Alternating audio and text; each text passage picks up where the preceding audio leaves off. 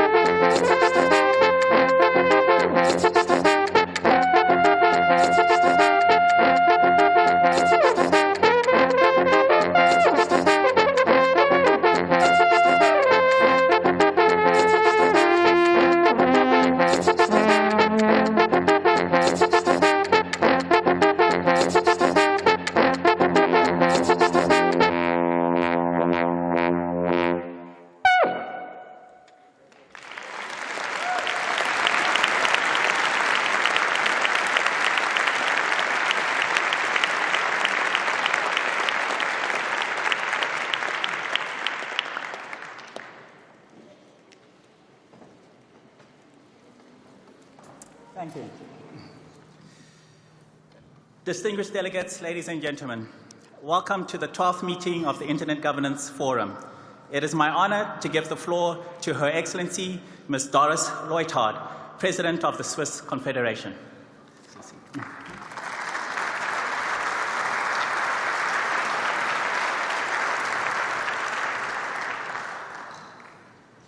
Mesdames, Messieurs les chefs d'État et de gouvernement, Excellences, Mesdames, Messieurs les ministres, Monsieur le secrétaire général de l'UIT, Madame la directrice générale de l'UNESCO, Mesdames et Messieurs, je suis ravie de vous accueillir ici à Genève pour la 12e Forum des Nations Unies sur la gouvernance de l'Internet.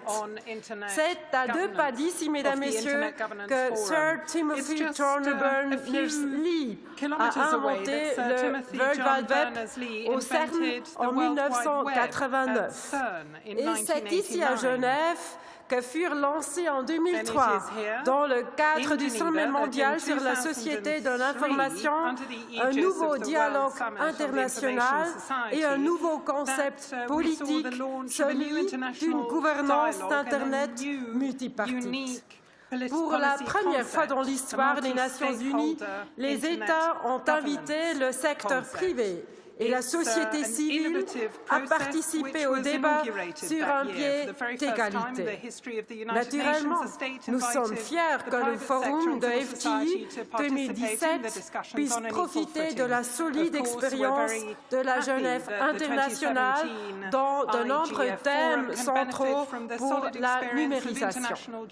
Aujourd'hui, ce forum représente l'une des plateformes majeures pour permettre un dialogue entre toutes les parties prenantes dans un format inclusif, interactif et ouvert sur tous les aspects liés à l'utilisation de l'Internet et aux principes de sa gouvernance. Le Forum a réussi à faire inscrire de nouveaux thèmes relatifs à la gouvernance de l'Internet dans l'agenda international, grâce à des partenariats et en facilitant des solutions au sein d'institutions existantes.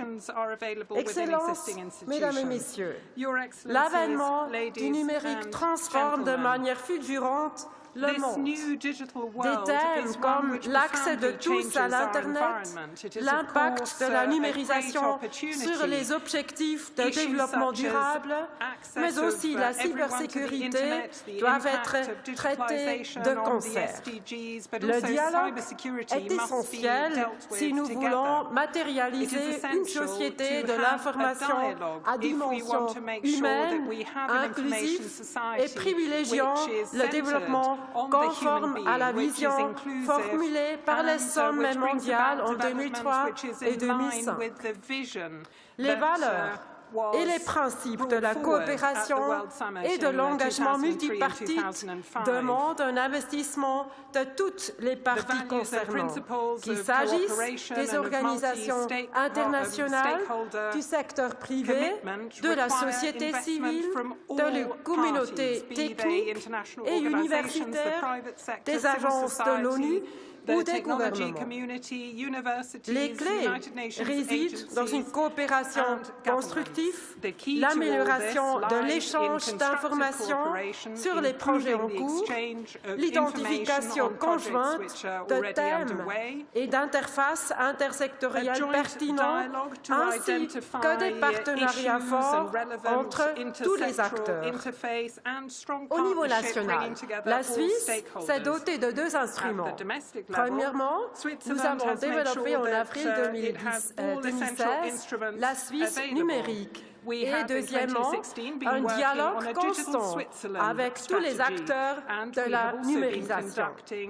La stratégie suisse numérique indique comment et dans quel domaine les autorités, l'économie, les milieux scientifiques, la société civile et les acteurs politiques doivent collaborer afin que la Suisse puisse tirer pleinement profit de ce processus de transformation et que toute notre société peut profiter de ces développements.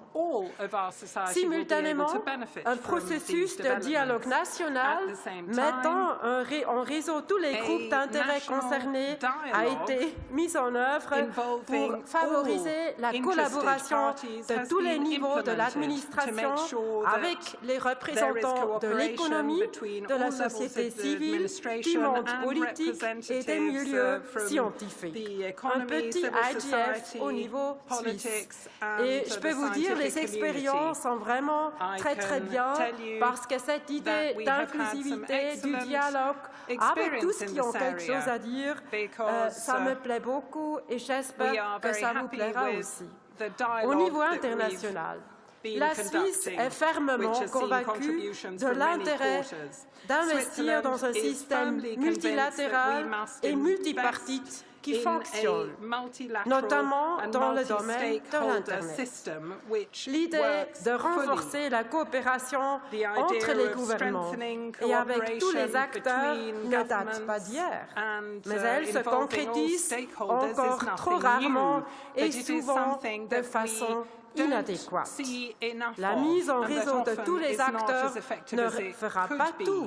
Il faut aussi une ouverture d'esprit et le respect des valeurs et des besoins de tous les groupes d'acteurs. Il faut trouver de nouvelles manières de connecter les acteurs, de leur fournir des véritables occasions d'échanger leurs expériences et leurs meilleures pratiques et s'aborder les défis auxquels ils sont confrontés. Si on ne trouve pas des plateformes de dialogue, si on ne trouve pas des pratiques que tout le monde adapte et qui convainquent, autrement, la politique, un jour, va réglementer. Et c'est parce que nous voulons. Nous voulons la liberté et le dialogue et un consensus de ce qui est important, de ce qu'il faut réglementer et de ce que nous pouvons faire ensemble avec des règles communes.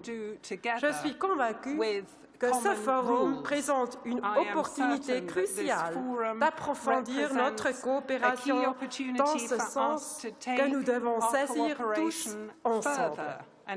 Excellences, Mesdames et Messieurs, avec le forum de cette année, nous faisons un pas important pour renforcer ce forum clé pour l'avenir de la numérisation.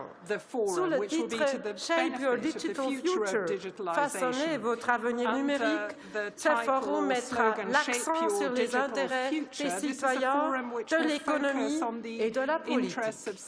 Les thèmes que nous discuterons cette année résultent d'un processus bottom-up. Il n'y a pas de sujet tabou. Tous les sujets figurent à l'agenda public accepté par les participants. Le forum de cette année se concentre en particulier sur les sujets clés sortissant de la transformation numérique.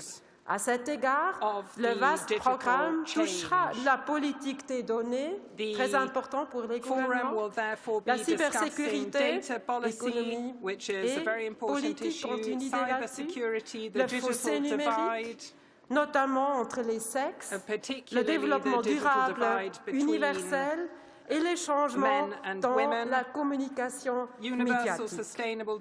Nous espérons que les discussions et échanges des prochains jours contribueront de manière décisive à trouver des réponses communes aux défis d'une numérisation qui bouleverse fondamentalement notre vie et que les informations et les outils fournis par la Geneva Internet Platform, soutenus par la Suisse, vous y serez utiles. Nous vous encouragerons à continuer à bâtir les fondements d'une société de l'information solidaire et ouverte, qui ouvre les portes d'un futur numérique commun, plus juste et plus équitable. Au nom du Conseil fédéral suisse, du Conseil d'État et de la République et canton de Genève, ainsi du conseil administratif de la ville de Genève, j'ai le plaisir de vous inviter à une réception qui se tiendra de 18h30 ce soir dans les locaux de l'Organisation mondiale de la propriété intellectuelle. Mesdames, Messieurs, je vous remercie de votre attention. Je vous souhaite un bon séjour ici à Genève et je vous encourage d'être courageux. Merci, Mesdames et Messieurs.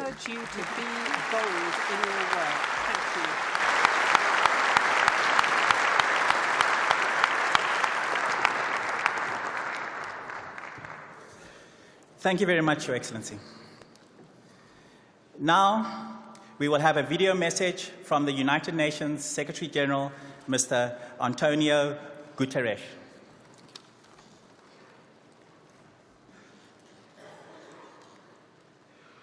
The Internet and new technologies in general have an immense role to play in helping us address global sustainable development challenges. But there is a growing danger that the Internet can be used for polarization, division, and criminal activity. We must ensure that it serves to improve the human condition. And that means bridging digital divides based on locality, means, and gender.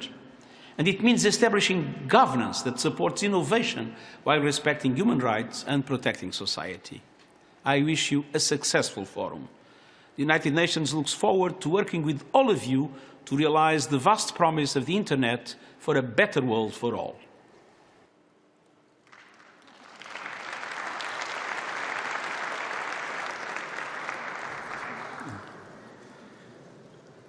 I now have the honor to give the floor to the Under-Secretary General of the United Nations Department of Economic and Social Affairs, Mr. Liu Jianmen.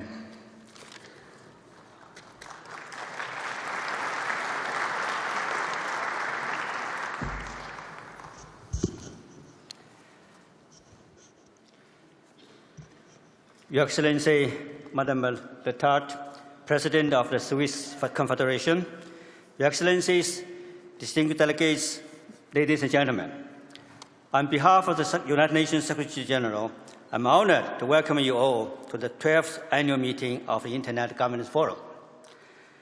This is the second time the forum is taking place at UN premises.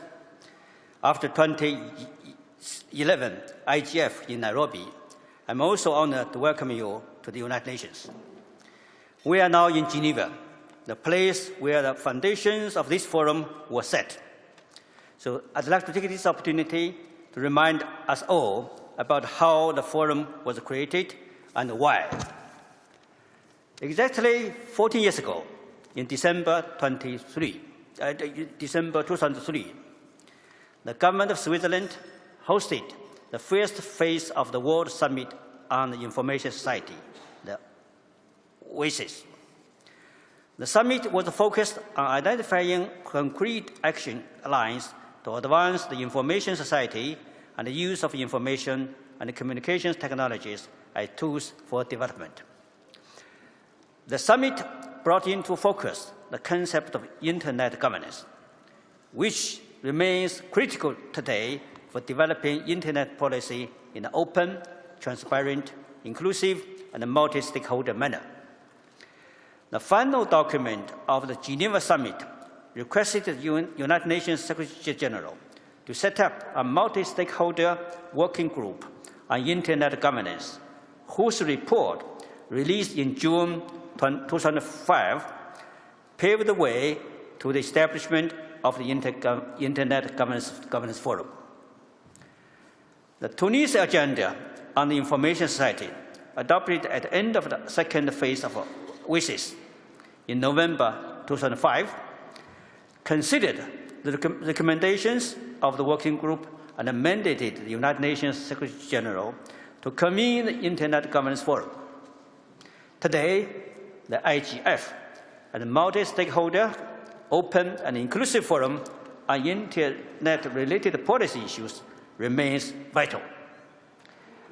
12 years on, the forum is returning to Geneva, a place where it all started. I would like to thank the government of Switzerland for hosting us here. Madam President, and Mr. Maudet, the Conseil d'État, and Mr. Pagani, the Mayor of Geneva, thank you for being our host. Geneva is also home to many international and intergovernmental organizations. This IGF is a timely opportunity to further integrate the experience and expertise of these organizations into a global Internet governance process. I was fortunate to work with many of them during my service as a permanent representative of China to the United Nations Office in Geneva and other international organizations in Switzerland from 2012 to 2013. So it is also homecoming for me on a personal level. Why did I start with such a history lesson? Simply because I believe that while we try to prepare ourselves for the future, we should always be aware of the past to understand why we are where we are. Over the past 12 years, the IGF has made crucial contributions to public policy on Internet, from human rights online to cybersecurity to critical Internet resources and to harnessing the Internet for sustainable development. The world has undoubtedly changed since 2003, and the Internet has changed too. In 2003, we were talking about the information society.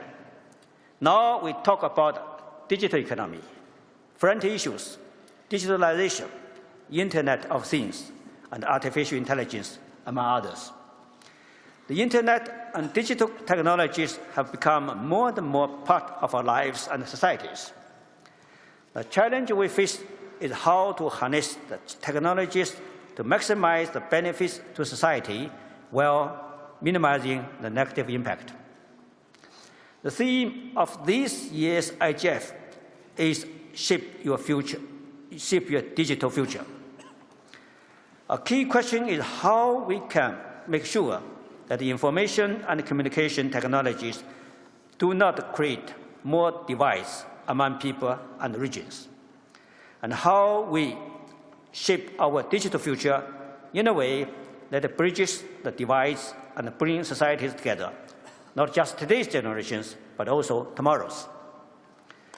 This is where IGF continues to add value by serving as an open and inclusive space that fosters discussions and collaborations on these critical policy issues. The United Nations General Assembly recognized this relevance and the potential of the IGF when it renewed the mandate of IGF in 2015. The renewal of the IGF's mandate came just a few months after adoption of the 2030 Agenda and the SDGs. The importance of information and communication technologies is elaborated as a part of SDG 4, SDG 5, SDG 9, and SDG 17. I want to draw your attention to SDG 9, which calls for significantly increasing access to information and communication technology and striving to provide universal and affordable access to the Internet in least developed countries by 2020. Achieving this target is just 3 years away. I believe the outcome of the IGF community's work will be a valuable contribution toward the SDGs and a more inclusive and sustainable digital future for all. As the week ahead unfolds, I hope it will give you more reasons to continue to be part of the IGF process, globally, but also within your regions and countries. I wish you all to have a fruitful discussion and a pleasant stay in Geneva. I thank you.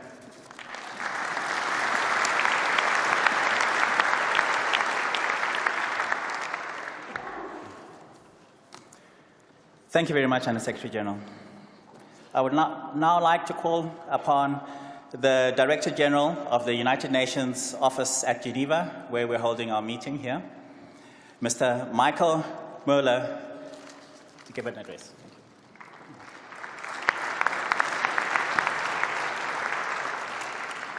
Thank you. Madam President, Excellencies, ladies and gentlemen, it's my great pleasure to welcome you to the Palais des Nations today and to share some brief thoughts at the outset of this year's meeting of the Internet Governance Forum. But before I do, let me first express our gratitude to the government of Switzerland for hosting this year IGF in Geneva, which really is the natural home for Internet governance. It is the home of key actors in the digital space, from CERN, the inventor of the World Wide Web, to the International Telecommunications Union.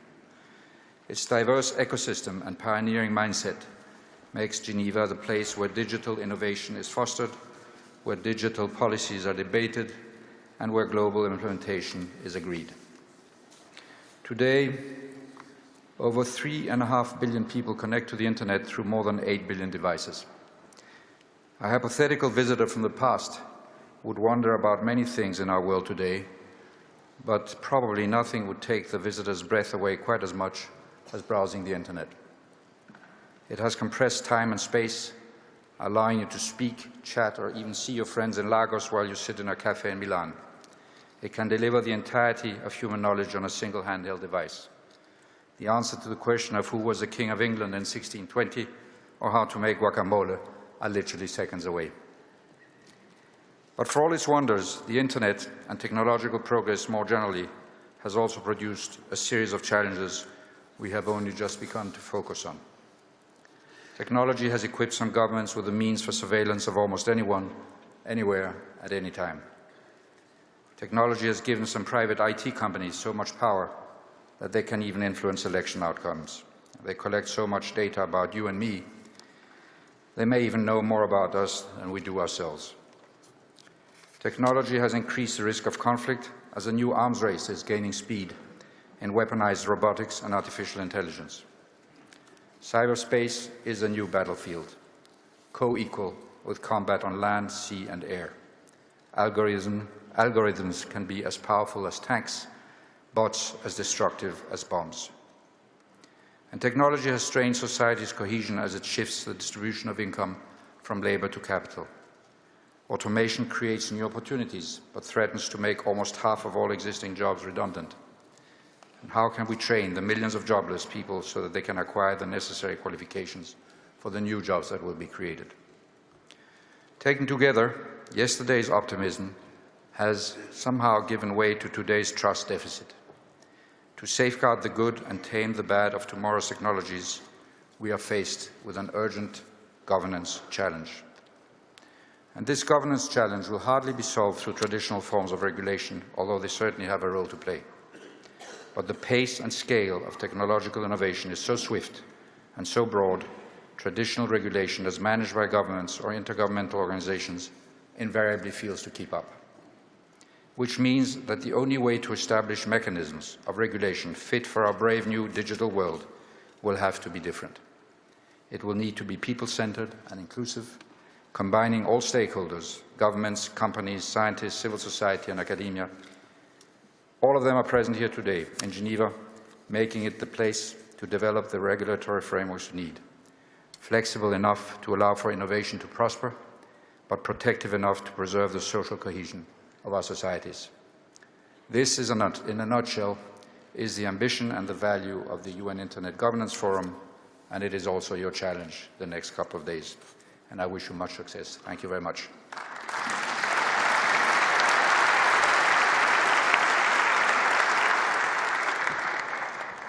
Thank you very much, Director General. I would now like to give the floor to the Secretary General of the International Telecommunication Union, Mr. Hulin Zhao.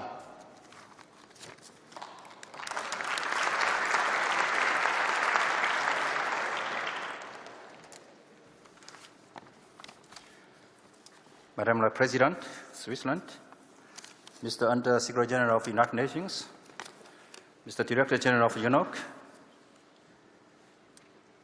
Mr. Assistant Director General of UNESCO, Monsieur le Conseil cantonal, and Monsieur le Maire de Genève. Ladies and gentlemen, good afternoon.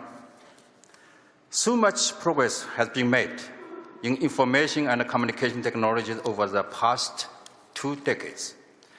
ICT has transformed people's lives around the world, and they have a critical role to play in helping to achieve the 2030 Agenda for Sustainable Development.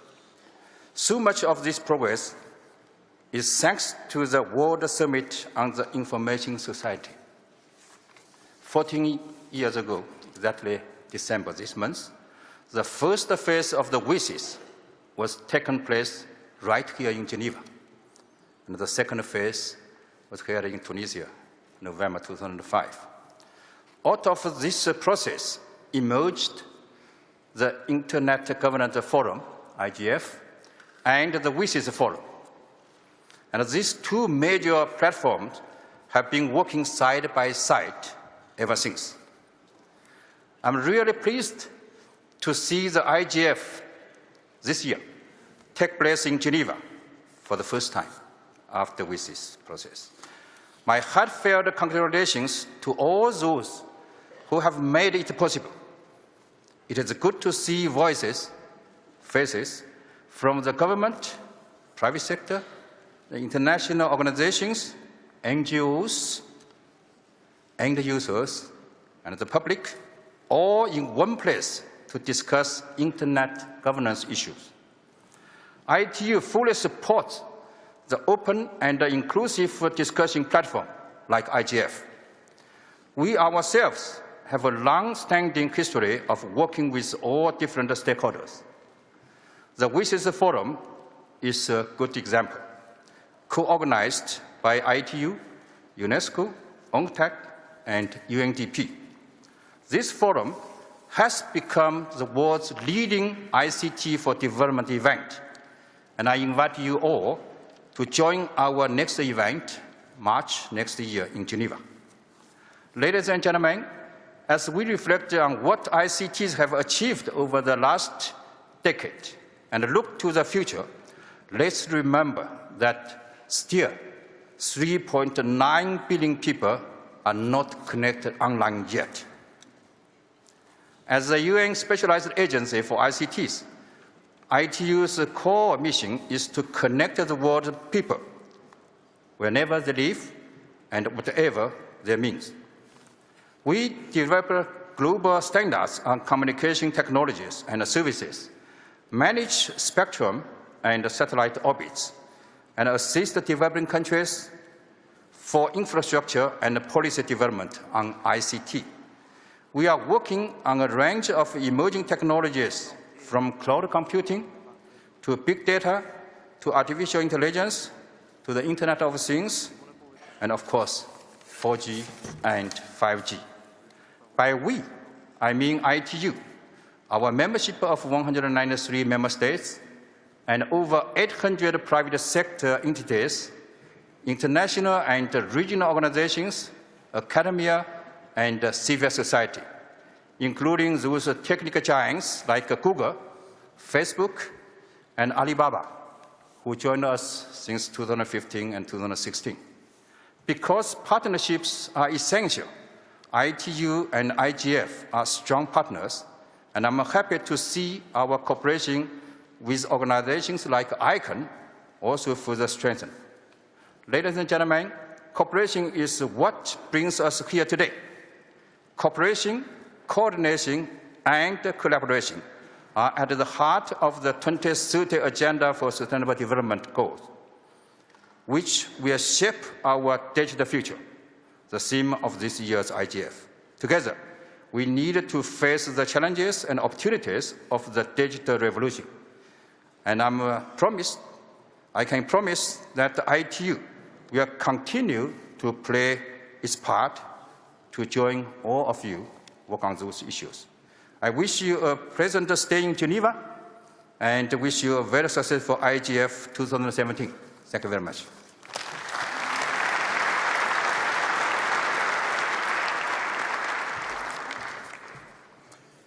Thank you very much, Mr. Secretary General. I now have the pleasure to call the Assistant Director General of the United Nations Educational, Scientific and Cultural Organization, Mr. Frank Leroux.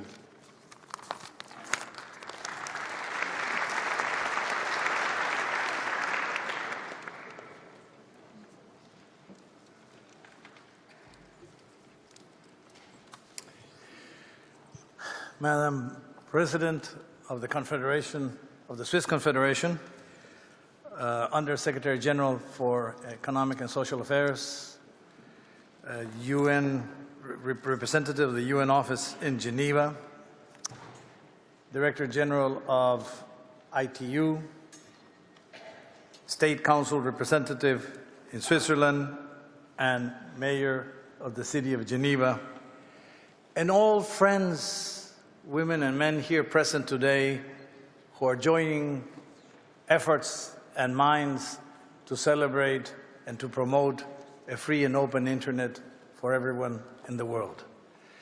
It is with great pleasure that I bring the congratulations of the Director General of UNESCO, Madame Audrey Azoulay, to the Swiss Confederation for having sponsored this event in, we understand, in very hasty and difficult circumstances, but a very important decision to be able to carry out progressively every single year an IGF meeting. For us, from UNESCO, it's very important to understand that the building of internet began with the sharing of knowledge between academics.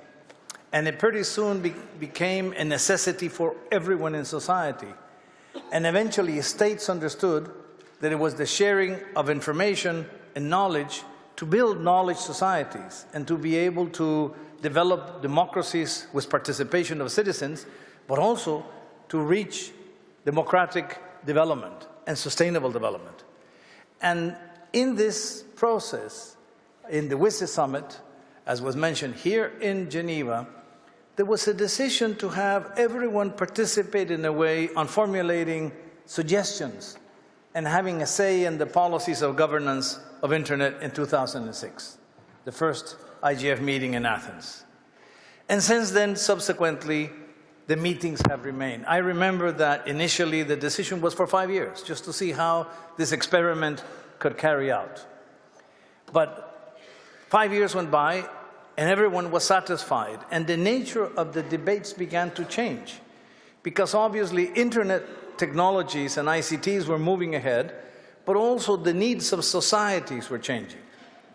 And very soon it was obvious that Internet has a role for every sector of society, and Internet satisfied the needs of everyone, and that it was important to listen to everyone through the experts that knew about Internet, whether they were academics that began the Internet, whether they were government officials that would formulate the regulations, whether they were enterprises that would develop the inventions or commercialize them, or whether there were civil society organizations defending the rights of the people in different forms. And this became a very rich dialogue where we were able to talk about sharing information but with gender equity. We were able to talk about accessibility to people with disabilities. Or we were able to talk about rural internet and development in the rural areas. And progressively, the debate began changing. I believe there's only one area in which we have not been successful. We have also been able to reach cultural diversity and the dimension of linguistic expressions around the world, to which we still have to grow, but has progressed in time. But the one issue that we still, I think, have lacking is the possibility of making Internet a stronger and better peace builder by sharing the information. UNESCO in its constitution has a beautiful phrase that says, it is an institution to build peace by facilitating the free flow of ideas and knowledge between peoples of the world. Well, this free flow of ideas and knowledge is basically the role of Internet as well. And this is why we all believe in an Internet, but an Internet that satisfies the needs of all sectors and that leaves all societies in a better stage. And this is why we keep on meeting.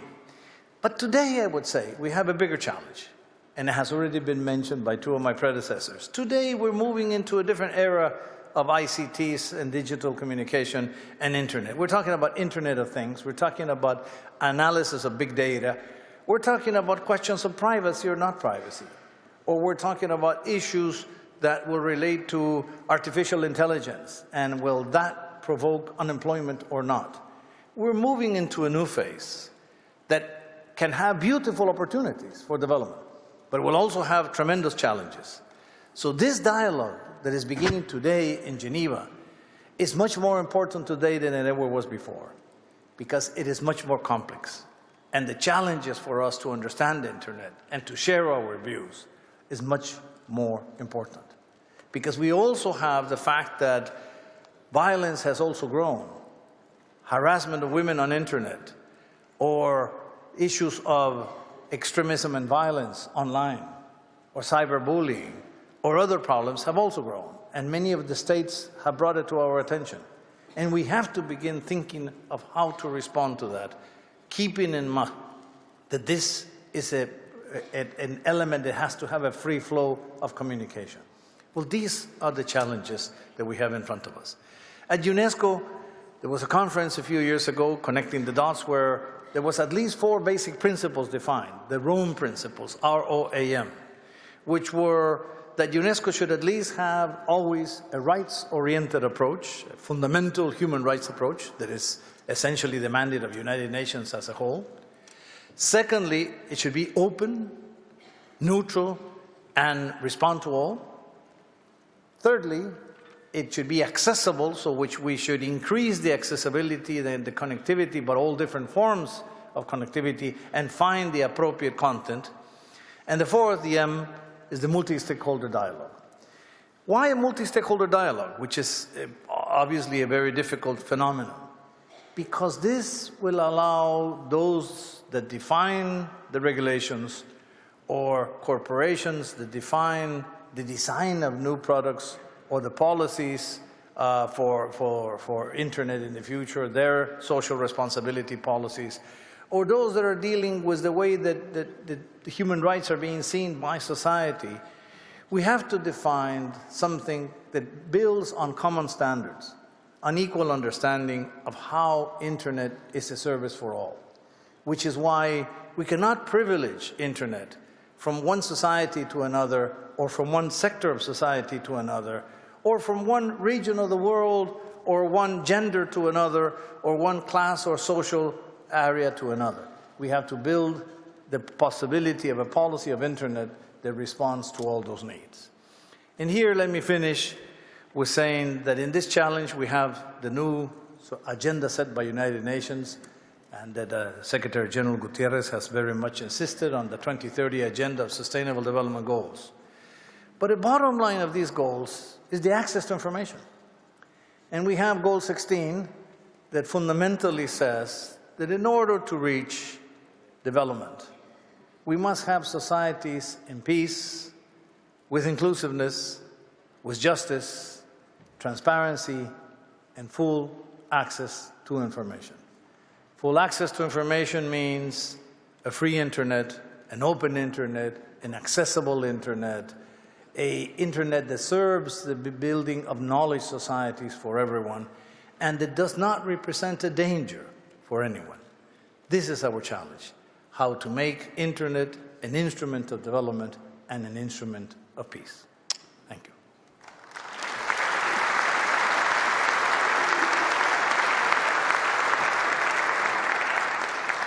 Thank you very much, Mr. Leroux. Our next speaker is Mr. Pierre Maudet, State Counsel of the Republic and the Canton of Geneva.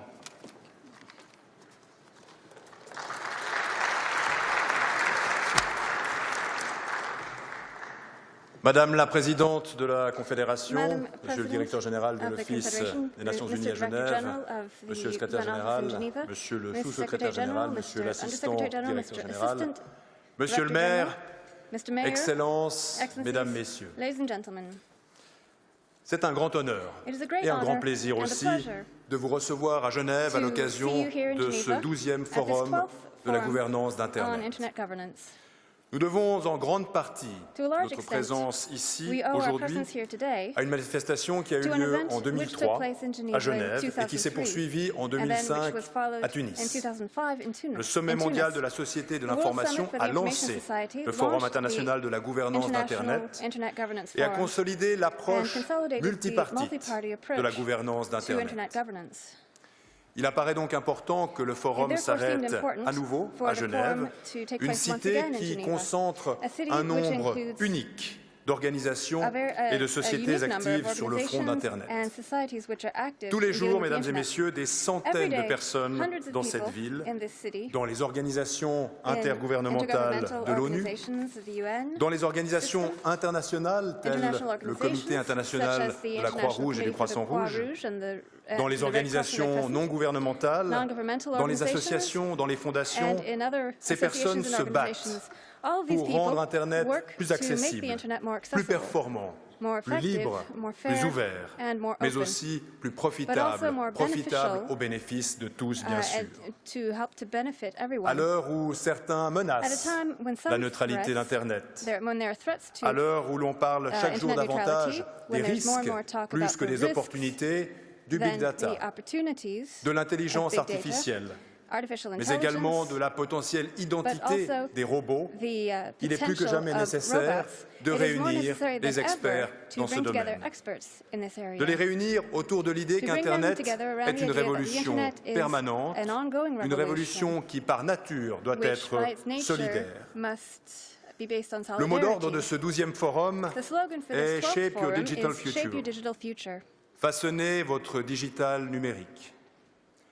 Pour pouvoir façonner son avenir numérique, il faut non seulement maîtriser les outils, mais aussi avoir confiance. Confiance dans ces outils et dans les partenaires avec lesquels on va composer l'avenir. La sécurité est ainsi devenue l'un des enjeux majeurs d'Internet, avec des avis très contradictoires sur les mesures à adopter par les différentes administrations. L'enjeu de la sécurité est à la fois celui de l'Internet, au niveau de l'infrastructure, mais aussi sur l'Internet, sur les contenus. À Genève, nous avons entamé les Geneva Digital Talks pour que toutes les parties concernées, les administrations publiques d'une part, les entreprises informatiques, les fameuses GAFAM de l'autre, mais aussi les milieux académiques, les organisations non gouvernementales et également les représentants de la société civile puissent discuter librement de leur vision d'un Internet plus sûr, non seulement à tous les niveaux, mais aussi pour l'ensemble des utilisateurs. Nous présenterons le résultat de ces discussions lors de ce forum et je me réjouis d'en discuter avec vous. Vous êtes dans un pays, dans une cité où, vous le savez, nous avons érigé la complexité en un art que nous arrivons à représenter à travers l'horlogerie. Nous aimons les mécaniques complexes. Internet est complexe. Il n'y a pas de meilleur endroit pour discuter de cette complexité qu'ici. En particulier à Genève, cité de Calvin, qui a fait de l'éthique le cadre nécessaire au développement de toute activité humaine. Nous sommes convaincus qu'Internet est un outil formidablement puissant pour façonner notre avenir. Mais comme dans nos sociétés physiques et analogiques, nous devons nous assurer que notre avenir numérique est le plus inclusif et le plus respectueux de tous. Nous sommes donc heureux de vous voir ici, en Suisse, et nous sommes persuadés que la Suisse a de bonnes expériences à partager. Nous nous réjouissons également de vous entendre et de partager vos expériences afin de façonner notre avenir numérique ensemble. Je vous souhaite un 12e forum de la gouvernance d'Internet aussi productif que constructif et je vous remercie de votre participation, que ce soit ici à Genève ou en ligne, partout autour du monde. Je vous remercie de votre attention.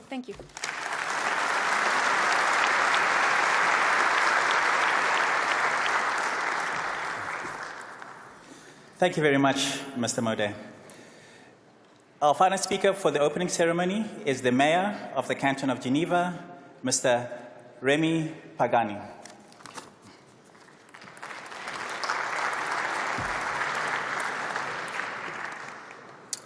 Madame la Présidente de la Confédération, Monsieur le Secrétaire général des Nations Unies, Monsieur le Secrétaire général adjoint aux affaires économiques et sociales des Nations Unies, Monsieur le Directeur général de l'Office des Nations Unies à Genève, Monsieur le Secrétaire général de l'Union internationale des télécommunications, Monsieur le Sous-directeur général pour la communication et l'information de l'UNESCO, Monsieur le Conseiller d'État, Excellences, Mesdames et Messieurs, chers amis. En ma qualité de maire de Genève, c'est un plaisir et un honneur de vous souhaiter à toutes et à tous une très cordiale bienvenue à Genève, qui a le privilège de vous accueillir à l'occasion de cette 12e rencontre annuelle du Forum sur la gouvernance Internet. Notre ville est très heureuse de pouvoir ainsi permettre aux nombreux acteurs de disposer d'une plateforme d'échange, de dialogue de grande qualité sur des thèmes liés à l'évolution de la gouvernance Internet. Il est aujourd'hui indéniable que la croissance de ce réseau, ainsi que sa pénétration grandissante dans l'ensemble des sphères de la société, en font un centre incontestable d'enjeux économiques, politiques et sociaux. En tant que responsable d'une collectivité publique qui réfléchit à la façon de mettre en place des politiques publiques performantes et adaptées aux besoins de la population, la question liée aux avancées technologiques et aux possibilités offertes par Internet est évidemment cruciale. En effet, de nombreux problèmes sont à relever. La transition numérique et la propriété de toutes les organisations publiques ou privées, avec pour effet une guerre planétaire financière qui se livre en ce moment même, mesdames et messieurs. De même, la fracture numérique n'a pas été résorbée entre les pays en développement et les pays développés. Il nous faut donc garantir l'accès à une utilisation égalitaire à Internet. Internet est pour moi un bien commun, précieux qui fait partie du patrimoine de l'humanité tout entière. C'est un outil fantastique, dont le potentiel au service de la démocratie, de la culture, de la paix et du renforcement des droits économiques et sociaux de la majorité des habitantes et des habitants de cette planète est considérable. Les décisions récentes prises il y a quelques jours seulement par l'administration Trump aux États-Unis, cassant la neutralité du net, sont en ce sens plus que préoccupantes. Elles incarnent, comme d'ailleurs les éléments apparus dans le cadre des négociations TISA, une volonté de découpage et de marchandisation d'Internet pour en faire encore plus et une fois de plus un espace où domine le capital à la recherche de profit, un espace où les règles du jeu de la démocratie et de l'égalité reculent devant le pouvoir des grandes corporations. David Bollier a écrit plusieurs ouvrages sur le bien commun, sur ce bien commun en particulier. Pour lui, le principe de neutralité est un élément central grâce auquel Internet permet autant de création. Je le cite. Parce que Internet fonctionne comme un bien commun, il permet à n'importe qui de trouver d'autres personnes, d'établir une collaboration et de créer des choses nouvelles sans payer un tarif préférentiel, réunir du capital ou persuader des entrepreneurs qu'il s'agit d'une idée commercialisable. Cela n'a rien de nouveau, mesdames et messieurs. En France, après la Seconde Guerre mondiale, au sortir de la nuit hitlérienne, le Conseil national de la résistance proclamait déjà la neutralité de la correspondance et l'appliquait à la poste. Aujourd'hui, à Genève, en Suisse, comme ailleurs, la défense du service public postal, précisément contre les privatisations et leurs effets, est toujours une bataille populaire importante. En matière d'Internet, les enjeux de la bataille sont aussi immenses. L'égalité, la transparence, la régulation démocratique plutôt que la mercantilisation à tout crin, voilà ce que vous allez débattre ces prochains jours. Ce débat est entre vos mains. Je souhaite que votre forum connaisse des travaux productifs dans ce sens. Ainsi, il me paraît fondamental que l'on puisse, dans la perspective du tout numérique, maintenir ce service public accessible à toutes et à tous au centre des préoccupations. De la même manière, on assiste aujourd'hui à une véritable explosion du développement des solutions mobiles, avec l'instauration de politiques de la donnée comme enjeu de gouvernance et l'optimisation. Chacun sait qu'aujourd'hui, tout, ou presque, se digitalise. Et demain, nous aurons sans doute accès à des services encore inimaginables il y a quelques années. Alors, quel effet produit cette digitalisation grandissante ? Pendant que certains se lamentent de la fin des relations chaleureuses entre les êtres humains, embourbés qu'ils sont dans les réseaux sociaux, d'autres s'enthousiasment pour les merveilleuses promesses de l'intelligence artificielle, dont certains pensent pourtant que ce pourrait être la pire des choses de l'histoire de notre civilisation. Et si nous allons un peu plus loin dans l'observation, les choses paraissent claires. Nous sommes en train d'assister simplement à un changement fondamental des rapports entre les êtres humains. Relations dans la sphère privée, changement de relations entre les entreprises et leurs clients, changement entre les agences du service public et les usagers. Aucun type de relation humaine n'est épargné. Quelle conclusion en tirer, mesdames et messieurs? Le piège dans lequel il faut éviter à tout prix de tomber est de croire que le tout numérique réglera toutes les difficultés, créera de l'emploi miraculeusement et permettra une plus grande efficacité des services publics. La ville intelligente, les villes intelligentes dans laquelle vous habitez toutes et tous, ou en tout cas majoritairement, seront celles qui se construiront autour des besoins de leurs habitants, non plus considérés seulement comme des usagers, mais comme des acteurs centraux de leur développement. Ce n'est qu'à cette condition que le véritable changement aura lieu, mais il se fera dans la manière dont les êtres humains et les organisations s'empareront de la révolution technologique et numérique et en feront un objet de promotion et de développement de la liberté, et pas l'inverse. Je vous remercie de votre attention. Thank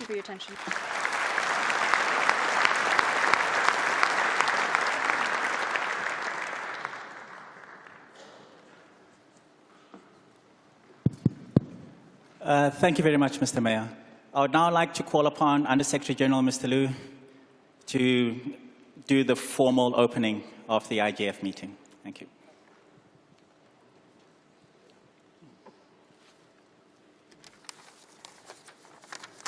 Your Excellencies, as the opening ceremony is going to come to an end, in accordance with the customs of the Internet Governance Forum, I now have the honor to invite Her Excellency Ms. Doris Letart, President of Swiss Confederation, to assume the chairpersonship of the 2017 IGF on behalf of the Government of Switzerland. Madam, please.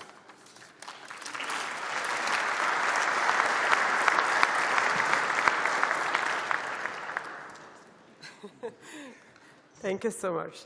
Well, I thank you, Under-Secretary General, for the kind words. And I have the pleasure and also the honor to accept the chairpersonship of this 2017 forum. Hereby, I officially open the Forum 2017 here in Geneva. Thank you so much.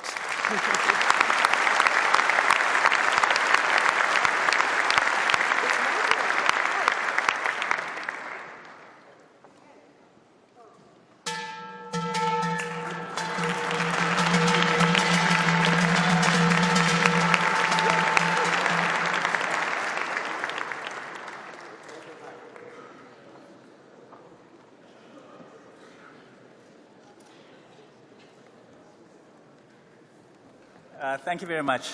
We will now have a musical interlude.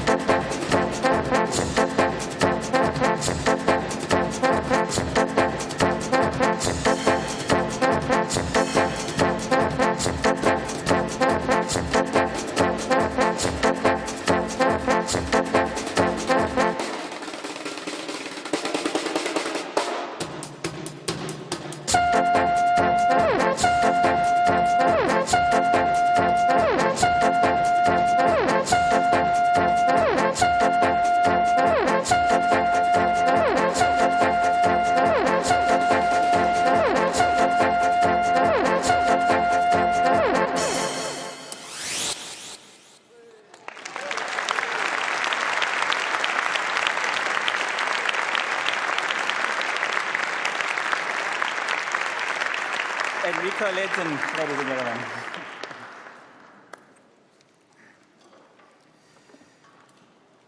Please remain seated while Mr. Muller, Mr. Mordeau, and Mr. Pagani leave the auditorium.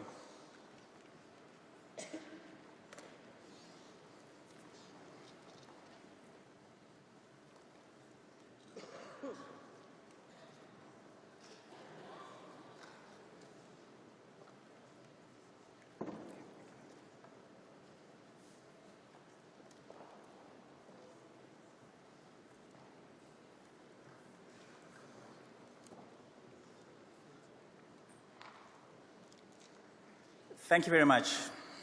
Now, let me hand over the moderation of the opening high-level session to Ms. Nathalie Ducomont, Deputy Chief Editor of the News Department at the Swiss National Television, RTS, and the remote moderation to Mr. Jovan Kukubiala, Founding Director of Diplo Foundation and Head of the Geneva Internet Platform.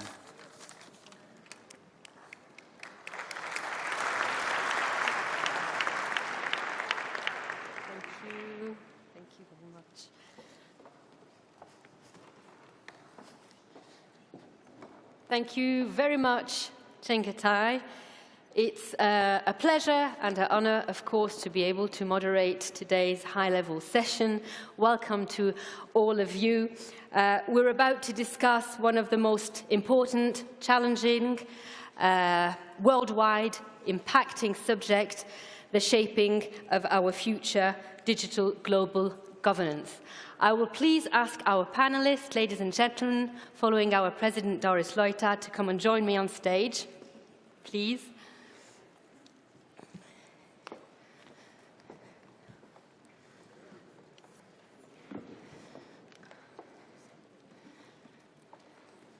You will find your names tagged on the chairs.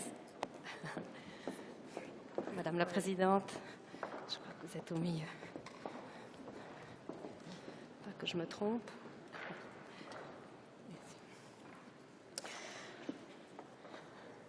Please take seat. We will be discussing the subject not only with our panelists today, but also with you, our audience. We have special guests today in the room, and of course we have our audience outside the room following us on the internet.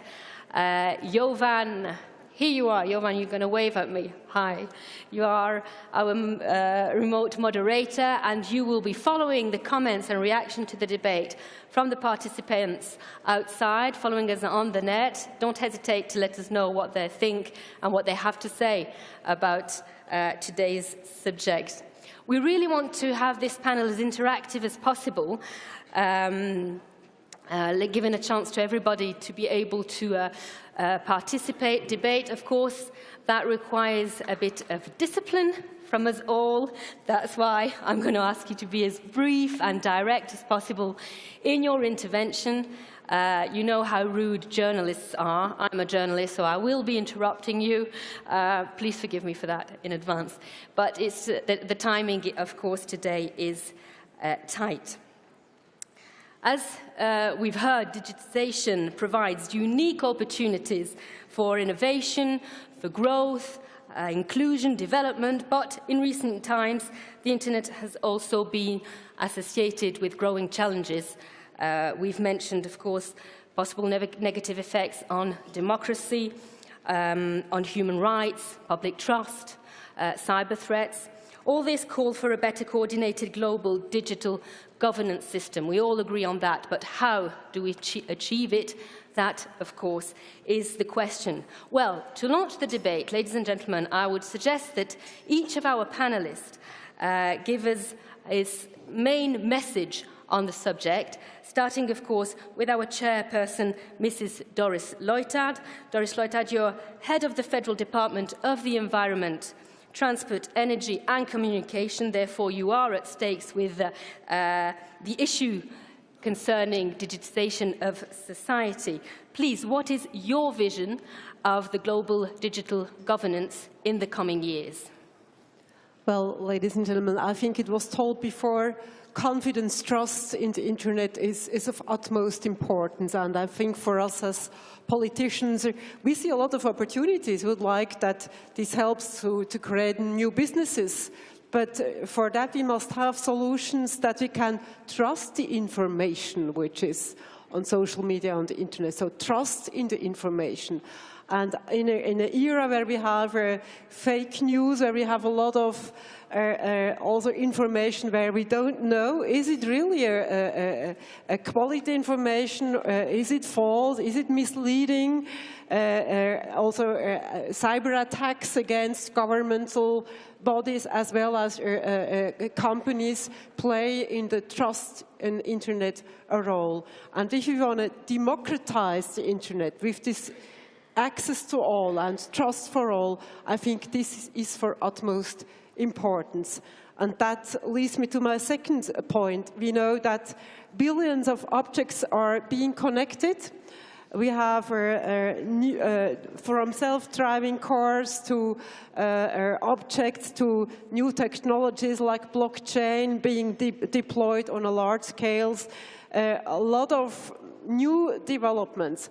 And I think as a politician, at the end of the day, we need a governance structure for all this, because only a certain governance creates stability and predictability. And actually, I would like the internet is free, is open, that we need no regulation, but I don't need, we can do it without the governance structure. And that's what I expect from this forum, to have some guidance for us as politicians, because I don't understand every detail here. We really need experts. Mm-hmm. And if companies or the sector can do it on a self-regulatory way, fine by us. But the governance, I think that's something on multilateral level which everybody can rely on, and where also the trust may increase and not be on a lower level. Thank you very much. Yes, I suppose drawing the line between regulation and freedom will be one of the main issues today as well. Mr. Liu, Under Secretary General of the UN Department of Economic and Social Affairs and UNSG representative, please, what is your vision of the future of global Thank you, moderator. Governance? I think that in digital governance or internet governance in the future, first and foremost would be a global governance. Second should be a rules-based governance. Fourth should be a transparent, inclusive governance. Then there should be a structured governance. There should be institutions. Of course, I think we have been living in the internet world for almost 30 years. Then we're still lag behind the governance. The governance lag behind the development of technology. In the future, I think we should live in the interconnected world. I think for the benefit of humankind, for the benefit of every human being, we need to enhance the governance. I think this IGF, Intergovernmental Forum, provides a good opportunity, a good platform, because this is a multi-stakeholder platform. I hope that we could make good use of this multi-stakeholder IGF to develop some ideas towards developing the rules for future governance. Thank you.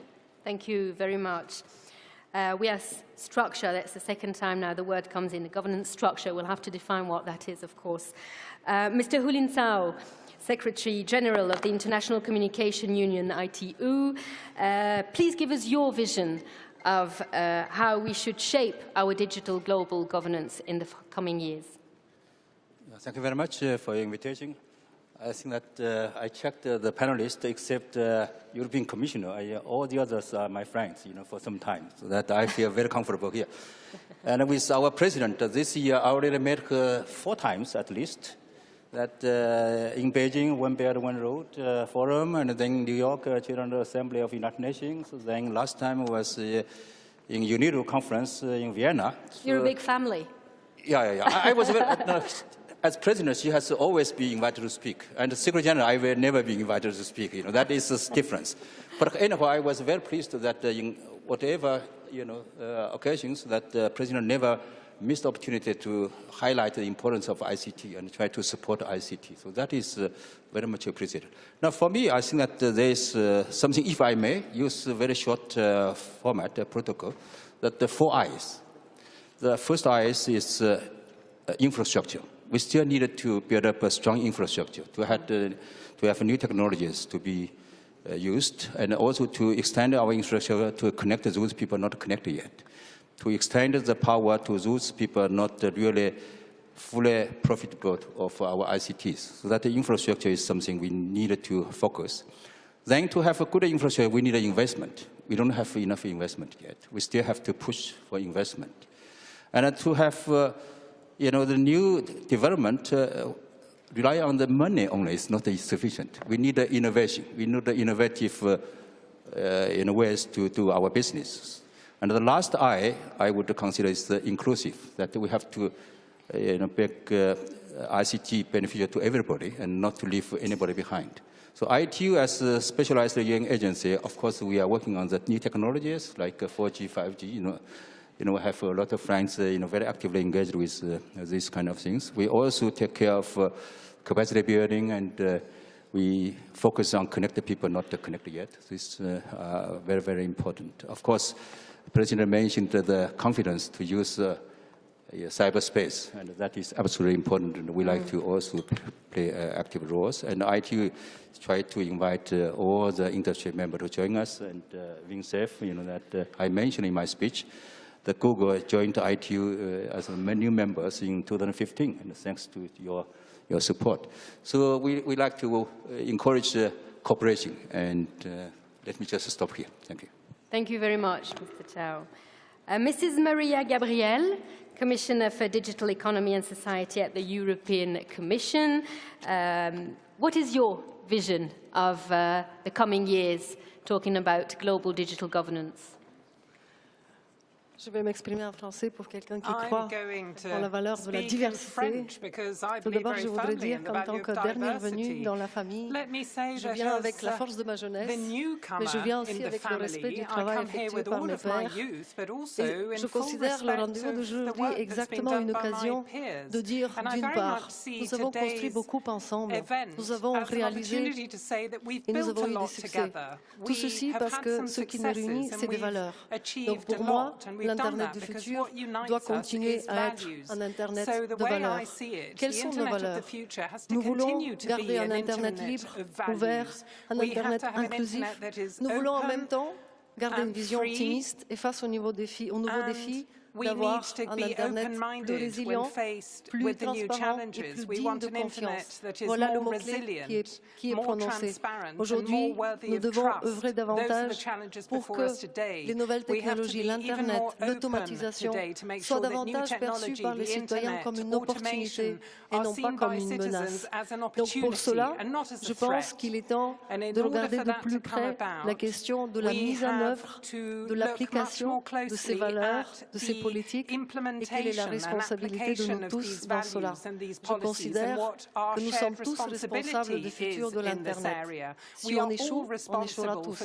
Si on réussit, on réussira tous. Et pour cela, je pense que d'une part, l'un des aspects les plus importants, c'est vraiment les compétences numériques. Aujourd'hui, nous devons veiller à ce que les citoyens puissent regarder ce futur de l'Internet avec une confiance qui, elle, viendra de la capacité de bien se servir des différents outils qui sont mis en œuvre.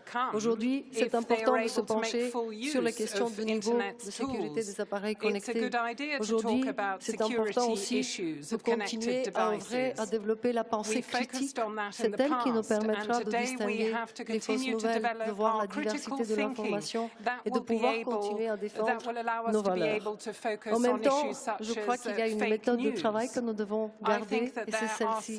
Nous devons continuer à travailler ensemble. Ce n'est qu'en travaillant ensemble que nous pouvons obtenir des résultats et pour cela l'IGF est un point clé, c'est le forum grâce auquel on avance tous. Et je pense qu'il faut continuer dans cette direction-là. Donc un futur qui passe par l'Internet de valeur, un Internet qui est centré sur l'être humain, qui passe par les compétences numériques, un Internet dans lequel il y a de la responsabilité dans la mise en œuvre des principes et des belles déclarations que nous avons si souvent parfois tendance d'entendre. Après tout, juste une dernière chose. Pour moi, la transformation numérique que nous vivons, elle nous met face à un défi. C'est de garder son visage humain. C'est ça ce que nous avons unique. Jamais aucune machine, aucun robot pourra remplacer l'homme dans ce qu'il a dit, la créativité, l'innovation, les rapports sociaux.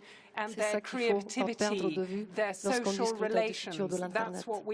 Merci beaucoup, Maria Gabriel. Roles and responsibilities of all the stakeholders. That is also, of course, a key to the discussion, and we'll be talking about it. Mrs. Cathy Brown, you were just about to have a sip. Sorry about that. President and Chief Executive Officer of the Internet Society. You lead the Internet Society in its mission to keep Internet open. We've heard about it and beneficial to all people around the world. We're talking about these values that you are promoting. What is your vision in the coming years of the global digital governance? So thank you so much, and thank you for having us here, and for all of you being here to think through these very important issues.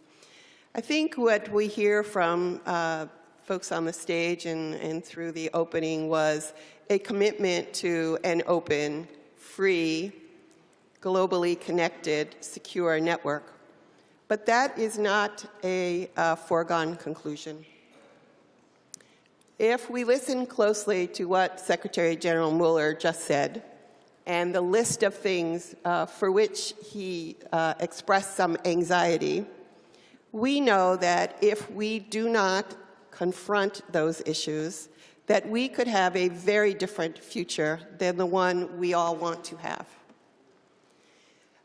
The Internet Society feels some urgency around this issue and some need for us to recommit ourselves to what we say our model is for working through these serious problems. We say our model is a multi-stakeholder, multidisciplinary approach to solving these problems, and yet what we see in the world is not that. The folks in this room who are between 18 and 30, and there is a number of them who are here because they know their future depends upon the answers to these questions, will be in charge in 10 years. And they will not be people who grew up without the Internet. In fact, they will have grown their whole lives on the Internet. As one of the wonderful women who I met this summer when we were in Kenya said to me, the Internet is our life. If the Internet is our life, then governance is about the way we live. And thus, governance is on a very local level. It is on a regional level where people live and breathe, and it is on a global level. And to think that we will only talk about Internet governance in this space as a global issue is a wrong way to think as the Internet goes around the world and changes and evolves. So my view of the future is we have a choice to make. And my call to this assembly is to think about that with some urgency and some clear-eyed notion of what it is we have to do. And that this assembly thinks about where those decisions are being made, prepares itself to go and be accepted at those tables and to have a voice in that future. Thank you very much, Mrs. Brown. Mr. Loeb, Eric Loeb, thank you. Senior Vice President, International, External and Regulatory Affairs of AT&T. You're one of our private sector representatives in the big family today. Thank you. What is your vision of the digital governance in the coming years? Well, thank you so much. It's a pleasure to be here today, and thank you so much for hosting us. Today, I'm pleased to speak here and represent the International Chamber of Commerce. The ICC, based in Paris, has representation in 120 countries and is the voice of business, and it has an observer status with the United Nations.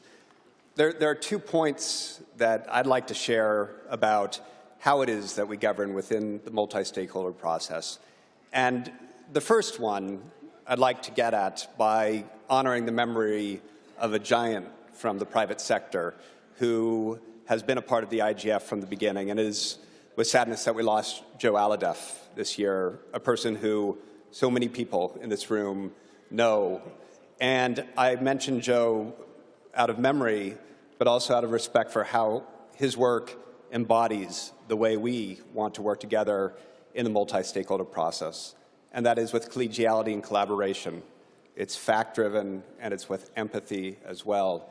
It's with an eye to solving problems that are immediate, but not losing sight of the long term and where you need to be. And with all of this, we have to be thinking about the consequential issues. So I think of Joe, and I think of all of our work and how we work together across our various interests to achieve progress on shared and important issues.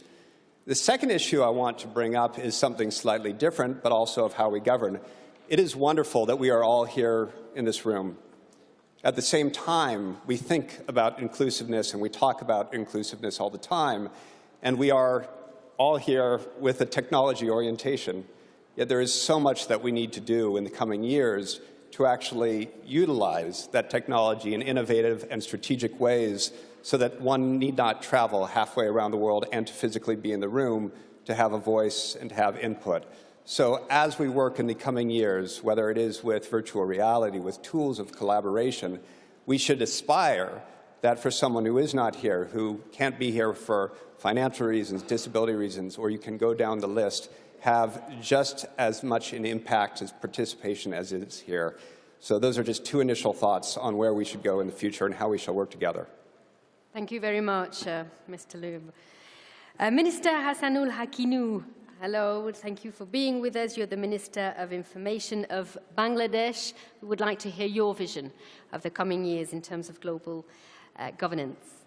Thank you very much, Your Excellency, President Doris Littert, co-panelist, and of course the moderator. Well, we are in the third ICT revolution, but the race for the fourth industrial revolution is on, and the world is parallelly entering the fourth industrial revolution. But there are certain unfinished tasks, and to fill up the gaps, along with other deficits. I want to mention only 3.9 billion out of 7.5 billion population of the world are offline. Well, I fully agree with the Swiss President. Conference needs to focus on needs of the citizens of the world, and digital governance will adapt to their needs. So also I do agree with His Excellency, the Secretary General of the United Nations, who made some words of caution on the misuse of Internet. Having said that, I think if you want to shape the future of the digital world, there are certain issues and constraints. Number one, threat of cyber criminals, cyber wars in the cyberspace. Two, lack of digital literacy and capacity in the least developed nations and developing countries. Third, states and peoples of the globe are yet to cope up with the fast developing digitization process. Fourth, lack of digital economy management. Five, management of the Internet. So I said, so it is our time to shoot the time-worthy pro-people idea arrows with our Internet bows. And let us say yes to human rights, no to terrorism and cyber criminals, and denounce engagement of the net system. Having said that, I want to propose 4 global agreements. Number one, a cyberspace treaty. Number two, a digital economy framework under United Nations format. Third, universal declaration on right to internet as a basic human right by law. 4, multi-stakeholder democratic governance of the internet under UN sanctioned format. Having said that, I propose 7 action plans. Let us connect the unconnected, content development in the mother tongue, remolding of the education system to develop ICT literate citizens. Fourth, widened role of the government to develop the infrastructure. 5, removal of the transboundary barriers and constraints for e-commerce, trade and business. 6, sustainable development compatible digitization to erode social, economic and digital divide. 7, safe, accessible and affordable internet for all. I hope the conference will look into my 4 global agreements and 7 action plans. Thank you very much. Joyvan. Thank you, Excellency. Thank you very much. We'll surely be talking about inclusive. Mr. Vincent Cerf, hello. Vice President and Chief Internet Evangelist at Google. You're an American pioneer, of course, of the Internet, so you know where we're coming from. Do you know where we're heading to? Let's hear your vision. The simple answer is no. In fact, we're headed wherever it is that this organization eventually aims us at. But let me try to imagine that it's December 2027. We'll be sitting here again, and we will still be wrestling with a number of issues. And the reason for that is simple. This system is going to evolve. It's our use of it, it's the creativity and invention that surrounds it that will cause us to continue to talk about Internet and its governance. But I'm going to try to make some predictions. There will be at least 6 billion people online by 2027. There could be more, but some of them may not want to be online. And that might even be our fault if we don't do a good job on the governance front. Second, if the IGF is successful, so I am conditioning everything else here on that, then there will be increased multi-stakeholder collaboration around increased safety, security, reliability, stability, and privacy practices aimed at increasing trust in the Internet. There will be more attention to cyber literacy to improve entrepreneurial incentives and capacity for business development, and also to assess the quality of content found in the net. We will have a responsibility to do that assessment. No one else can do that for us. There will also be a long-term enhancement of Internet infrastructure, especially for rural populations. We will solve that problem. There will be a lot more attention to local content and languages for all the world's users and increased access to the world's public information. And finally, I sincerely hope that there will have been a successful defense against the fragmentation of the Internet. Thank you very much, Mr. Vincerf. Mr. Lakshmi Puri, hello. Deputy Executive Director of UN Women, thank you for being here. Well, you certainly know about coordination and strategic partnership, in your position. So what is your vision of how we should all collaborate in the future for a good digital governance? Well, as UN Women, we're very pleased that a woman and president of Switzerland takes over the chairmanship of this forum. And this is a gender equal panel, almost, I think. It is.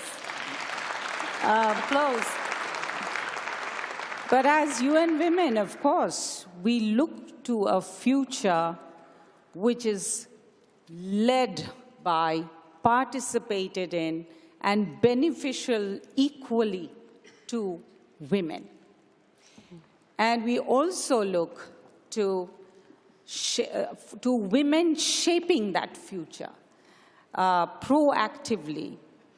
And we look to a future where governance enables bridging of the digital divide, of women being brought to tech and tech going out to women.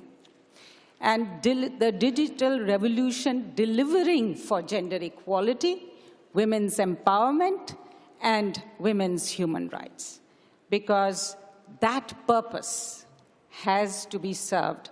And also delivering for the implementation and enabling the implementation of the historic Gender Equality Compact that has been arrived at in the last 5 years, including, of course, the Beijing Platform for Action, as well as the Agenda 2030 and Goal 5, SDG 5, and we always say high five to that.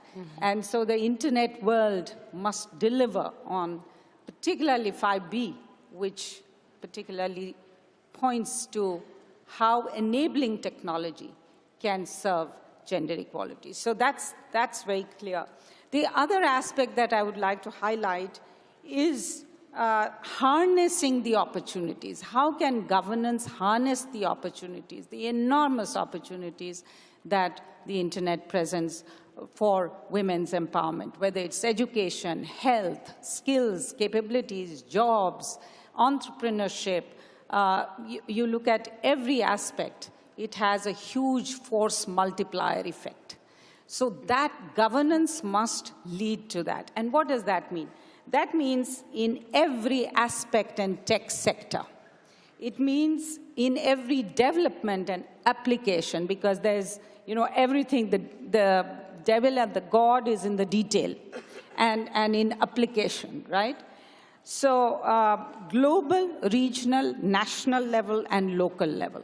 And it's not enough to mainstream gender equality policies, but it's important to target and visibly prioritize by all stakeholders.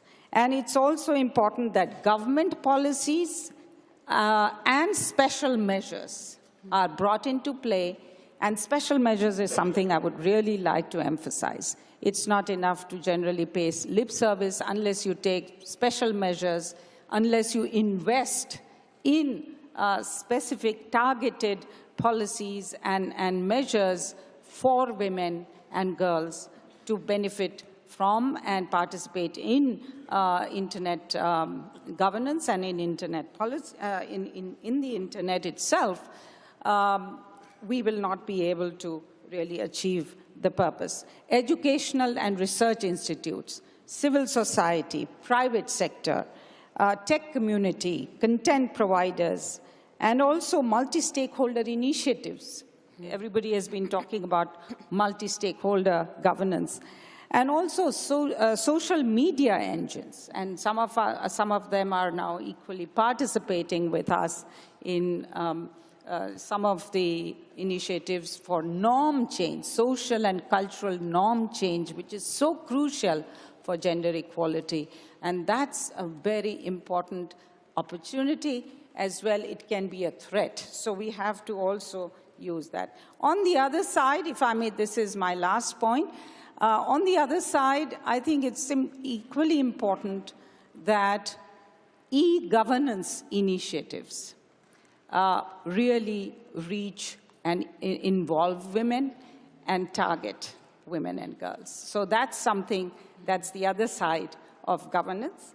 And as I said, our dream, our vision is a planet 50-50, where there is internet 50-50, digital revolution 50-50.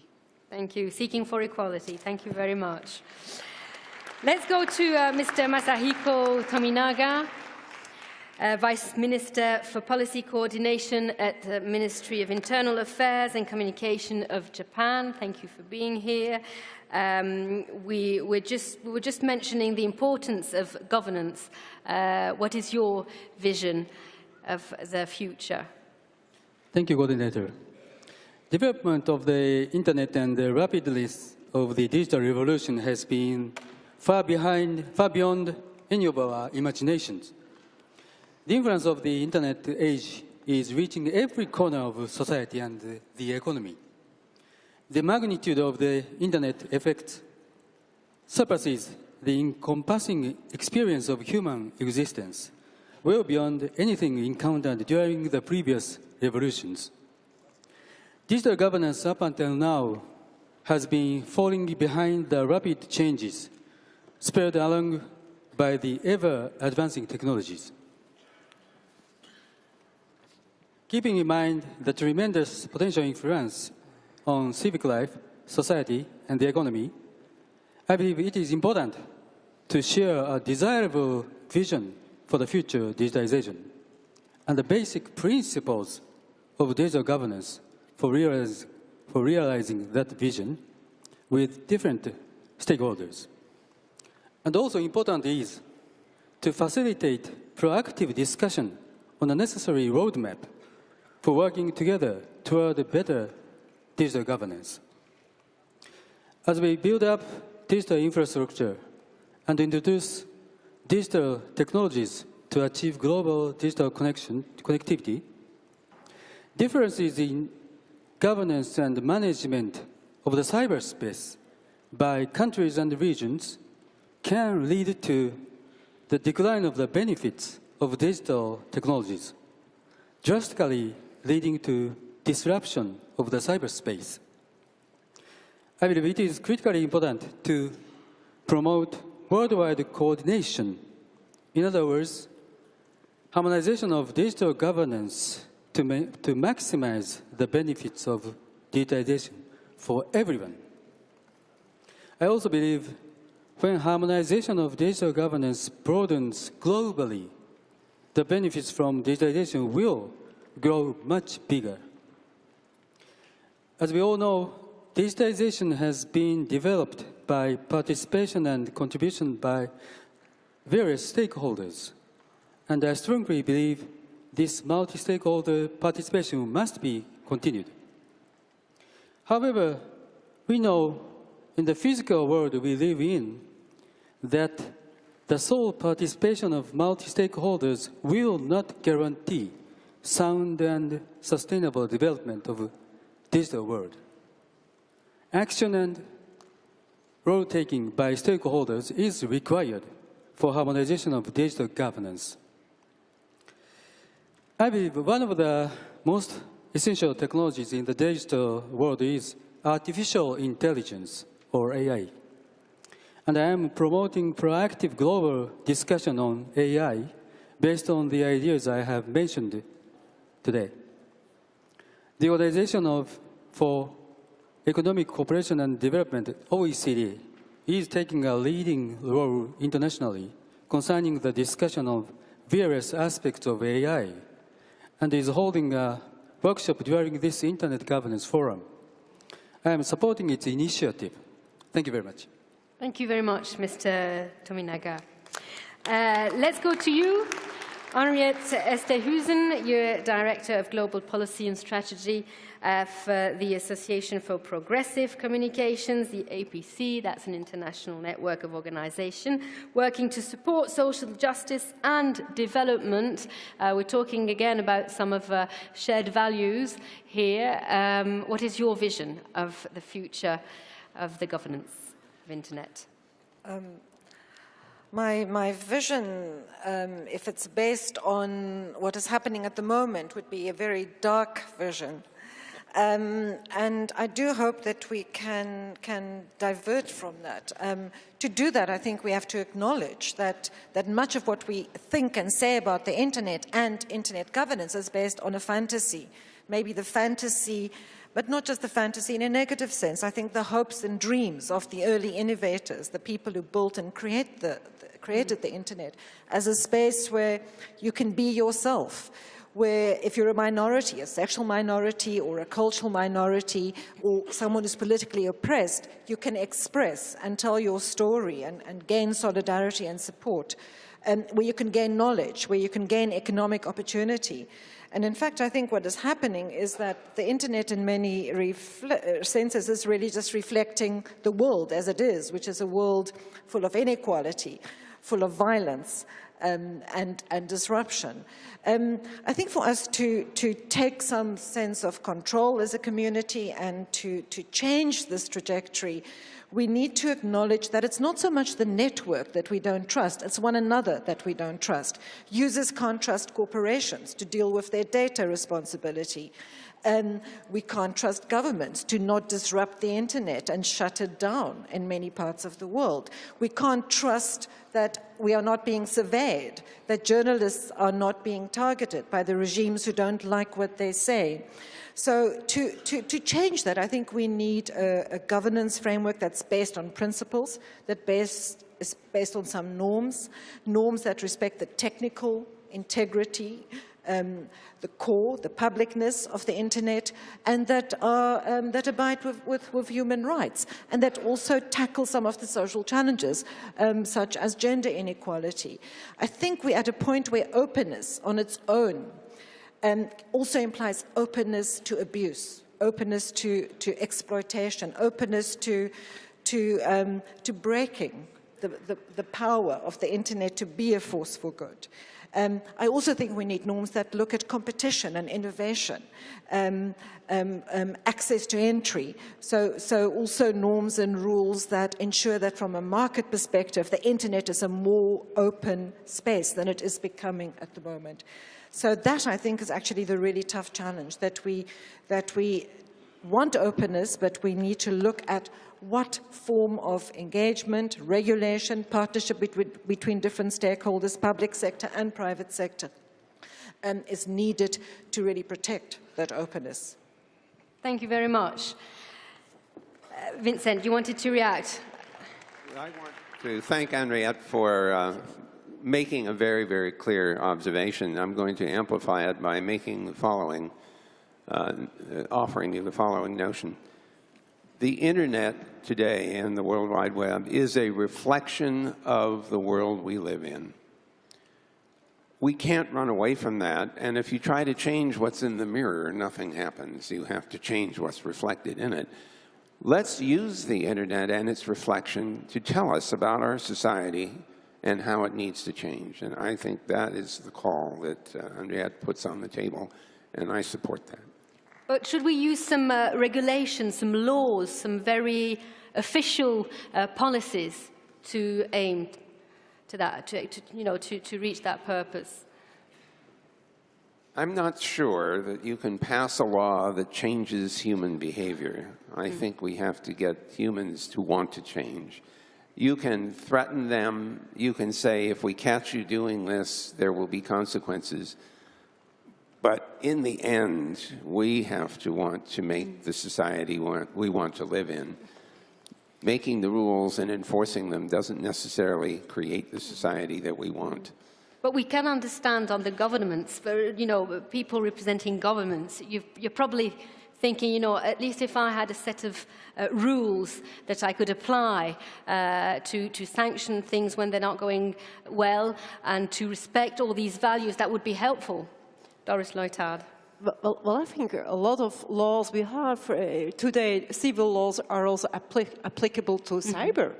And I think we just must adapt it and also say to the public when your as a criminal initiative is the same if you do it on the ground and in cyber territory. So we must also say this clearly. We don't need to have a new penalty law. Actually, the civil laws of today are mostly applicable also to the cyberspace. I think I would come back to and thank the minister from Bangladesh for his very concrete proposals.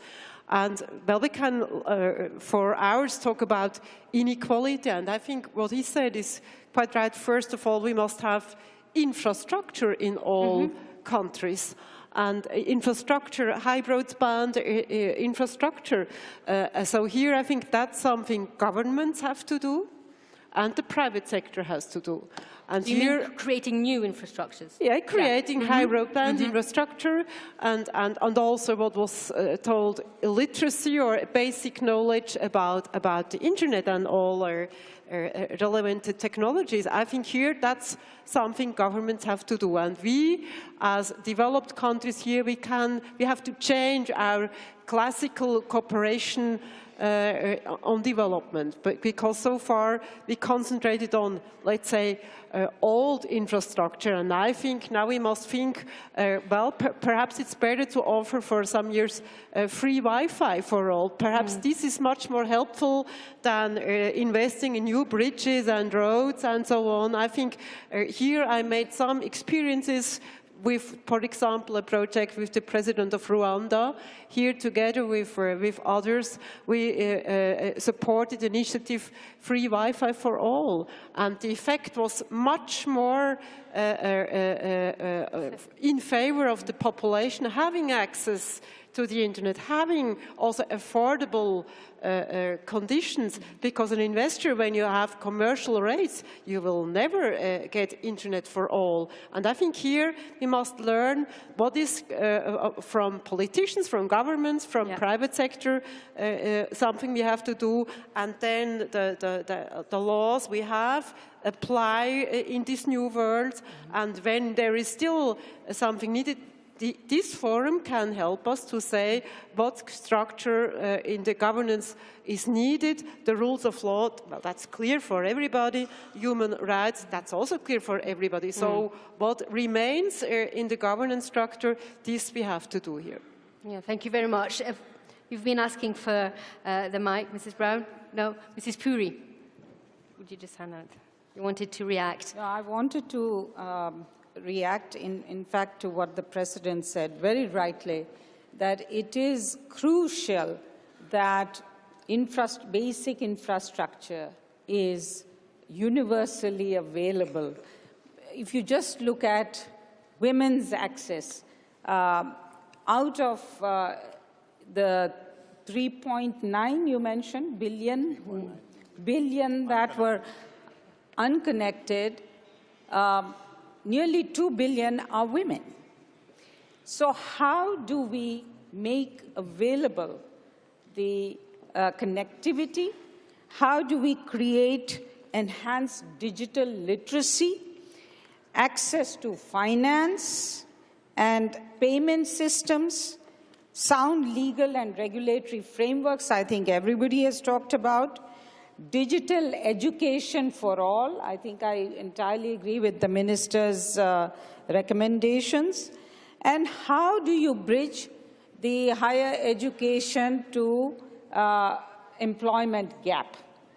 You know, this whole issue of how is the internet contributing to jobs crisis, or is it contributing to a solution to the jobs crisis? I think that's a very important issue in terms of policies, role and responsibilities. And also it's about, you know, the whole issue of dealing with e-government. You know, how can, and in our context, of course, we very much want women to be co-designing, co-delivering e-governance services. And of course, it is incumbent on all actors to really take on these responsibilities on access, connectivity, enabling the use of the internet, and also the impact. It's a question of willpower for every country to decide what they want for population. Well, you wanted to react, Excellency. Let me tell you about an experience of Bangladesh. Under the Prime Minister Sheikh Hasina for the last 9 years, the poverty ratio dropped to 24% from 40%. So it is what I want to substantiate with His Excellency Madam President, that the government should come up with wider roles to develop and invest in infrastructure and other things. We in Bangladesh, to reduce the digital gap in our secondary schools, mostly in the villages, more than 22,000 secondary schools have been given free computer laboratory. That is very important to reduce the. Now at the moment, out of 160 million people, 130 million people are using mobiles. 80 million are internet users for the last 4 years. That is a dramatic rise. I want to say that here, the right to internet, what I did say, should be by law, a universal declaration, should be a part of the Constitution. You say it's a human right, don't you? Yes. Internet is a human right. Internet, right. And I want to say that, well, Bangladesh is a showcase. Bangladesh is a showcase where the government is investing. We are not living into the so-called free market economy. Government is investing in digitization of the whole process, especially in developing infrastructure. In all these sub-districts, we have internet hub. So the people who doesn't have a laptop can go to the nearest cyber center within 2 kilometers and talk to the mother, father, whatever, inside and outside, can record whatever they want to do. Is the private sector collaborating? No, yes, the private sector is collaborating. We have the mobile companies, foreign mobile companies. You need the investment, of course. They are investing in a huge, and they are responsible for this huge mobile network expansion. We have 100% mobile coverage, and internet coverage in the country. So private sector is in, but investing in optical fiber connections, that is where the private sector is not coming. The government needs to invest in the infrastructure.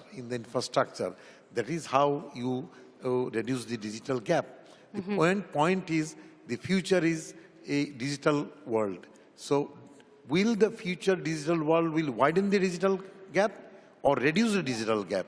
So I said about the constants. So if we do not address the constants and issues, then definitely the digitization of the whole world will definitely create a glass house. But in that glass house, there will be so many uncontented people living here. But about the democracy, what the old friend has said, democracy is nothing but rule of law. To me, democracy is like a mosquito net. You sit within the net and look outside and breathe openly, but no mosquitoes coming inside and outside. So you need to take care of the cyber crime. So we need to develop a global agreement on cyberspace, cyber treaty, and Bangladesh has drafted a cyber crime act, which will be placed in the parliament in January. So I say, well, we need laws to deter criminal activities, to keep safe the cyberspace. Mind that the digitization creates a glass house where everything can be seen.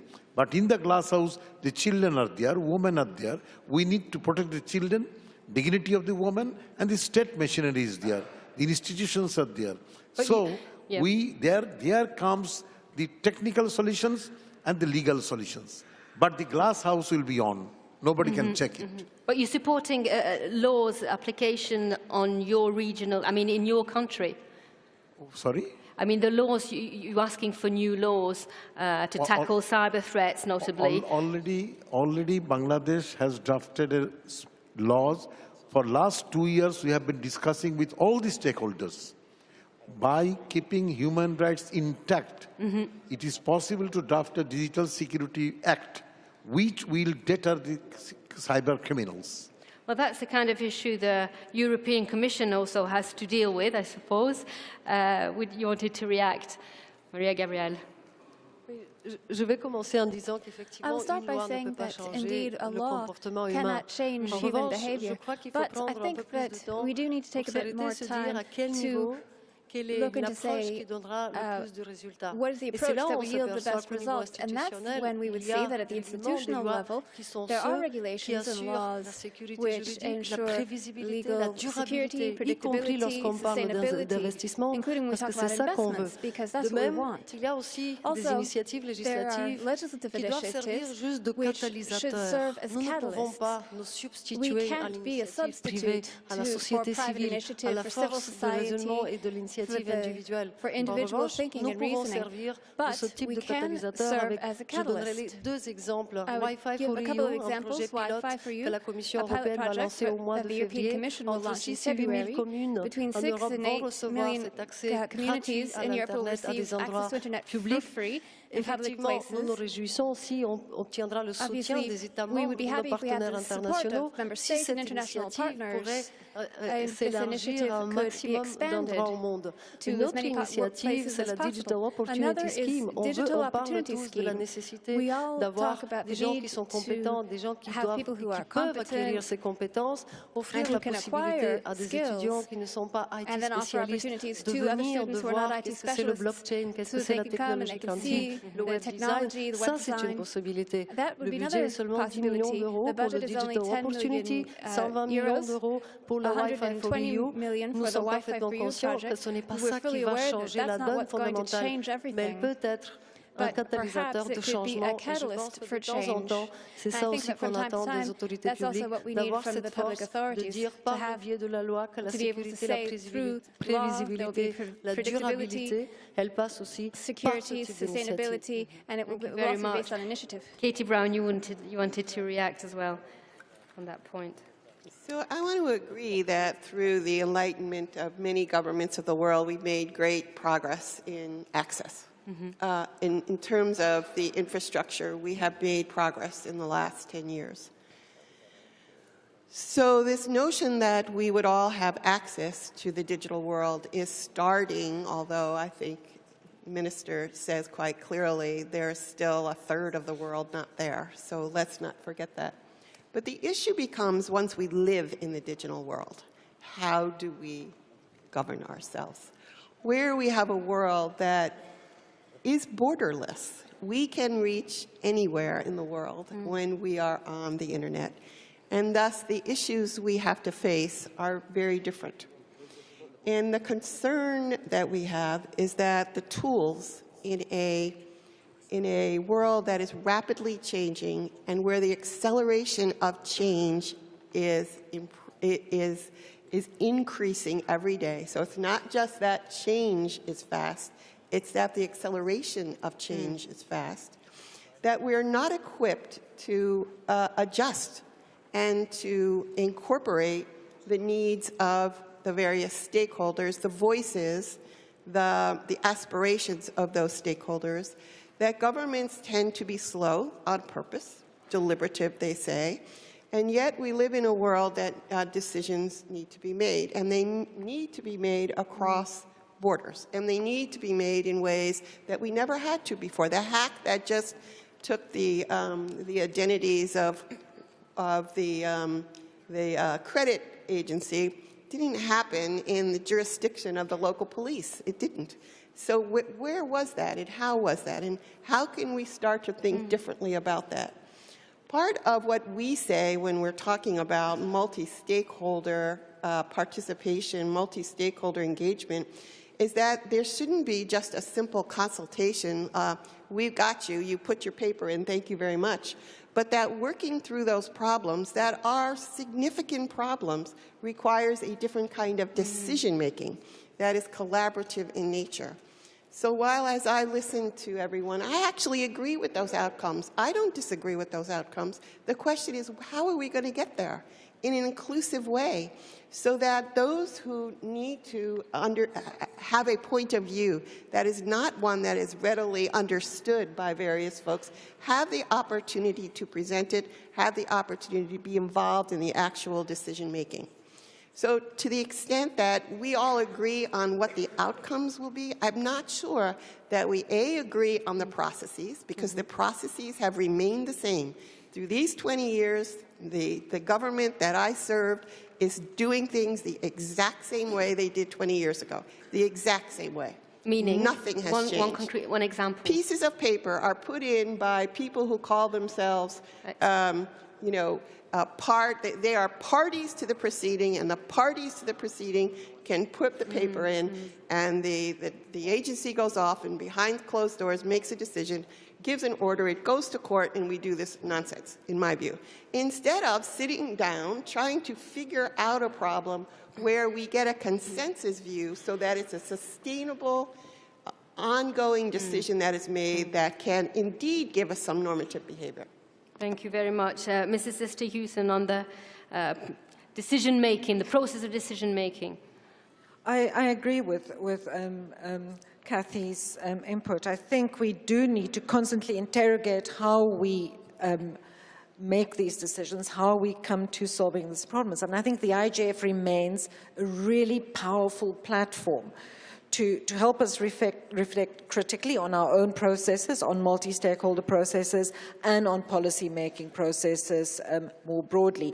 I do not think we need new laws. I agree absolutely. I think the rule of law is a very powerful tool, and many people, if not most in the world, don't have access to it. So what we need to do is to make sure that they do, and that those laws that we do have and those international rights that we do have are adhered to. I think what's challenging, Kathy talked about the cross-border nature, that makes the decision-making process difficult. It makes the accountability also very difficult. And I think that's something that as a community we need to look at more.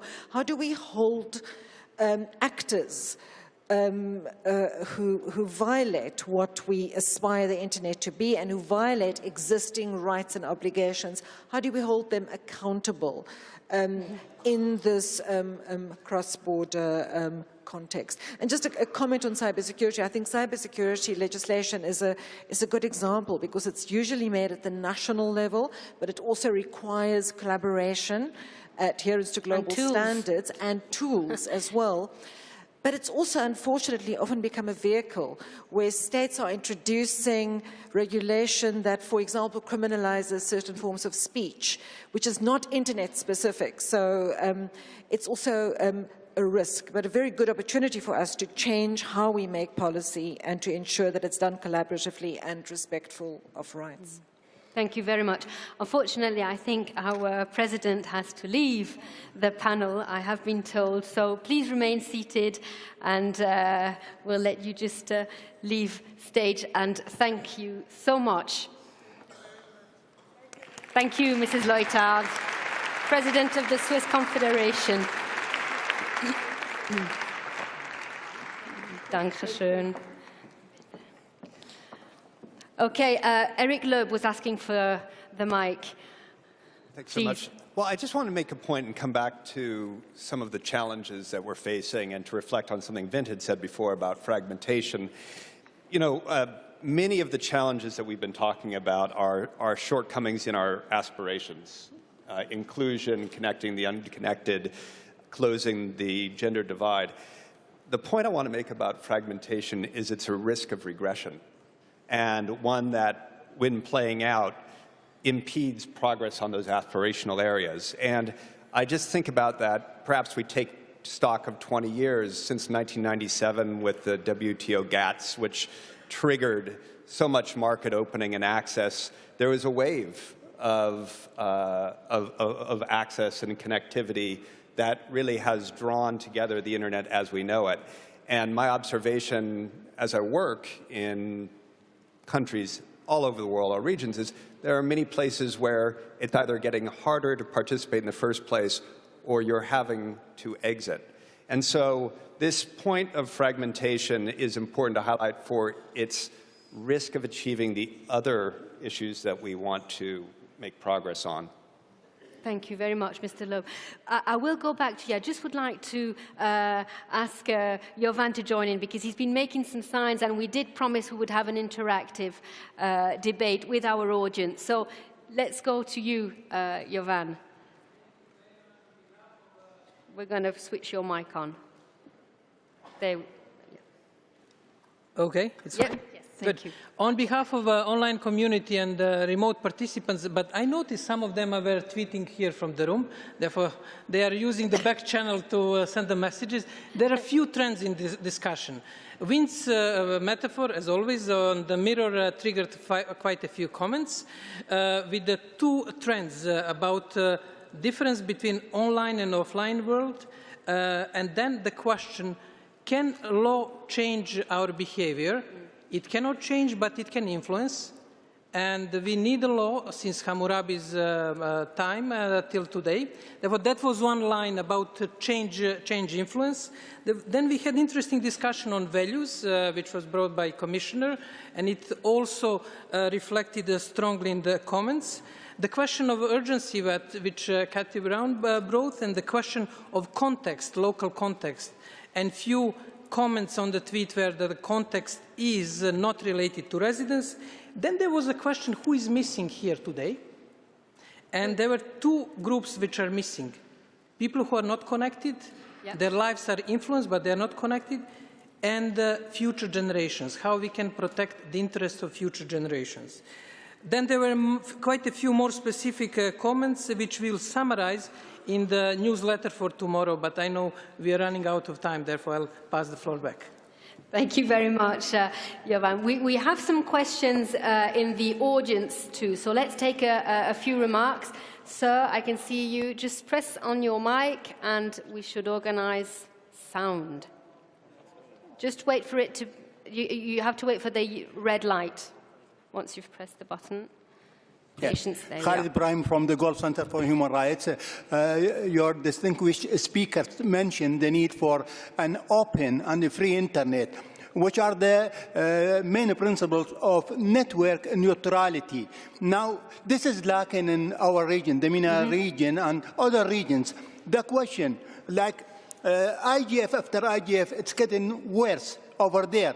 So is there an initiative by the international institutions to support online activists and to enhance the protection of freedom of expression on the net in our region? Is there a real initiative to support civil societies that are facing governments that almost fully own the internet in our countries? This is really very much a need that without it we are not going to make any change. And I have a small comment on behalf of the voiceless, those colleagues who didn't make it to Switzerland because of the complication of the visa. I thank to the Swiss government for hosting this IGF, but they said, my colleagues, kindly next time hold the IGF in an open, a more open and accessible country. Thank you. Thank you very much. Would anybody like to answer? Mr. Chow? About the please, online freedom of speech. Yes. Well, from Bangladesh point of view, let me answer this question like that. The Bangladesh Constitution do guarantee basic human rights and freedom of speech. We have a special clause. At the same time, Bangladesh government for the last 8 years has opened up the broadcasting network. We have developed community radio, FM radio in the private sector. So many television licenses given to the private sector. Recently, more than 2,000 online news portals are active, and we have allowed that. But that doesn't restrict freedom of writing and speech. But at the same time, my ministry has drafted a law on broadcast law, and we are going to set up a broadcast commission that will not be in conflict with the basic right to speech and association. So we can balance. It is a fine act of balancing of human rights with the freedom of speech. That can be possible, so we can share experiences across the world. And I personally, as a minister, I will say that I am for freedom of speech totally.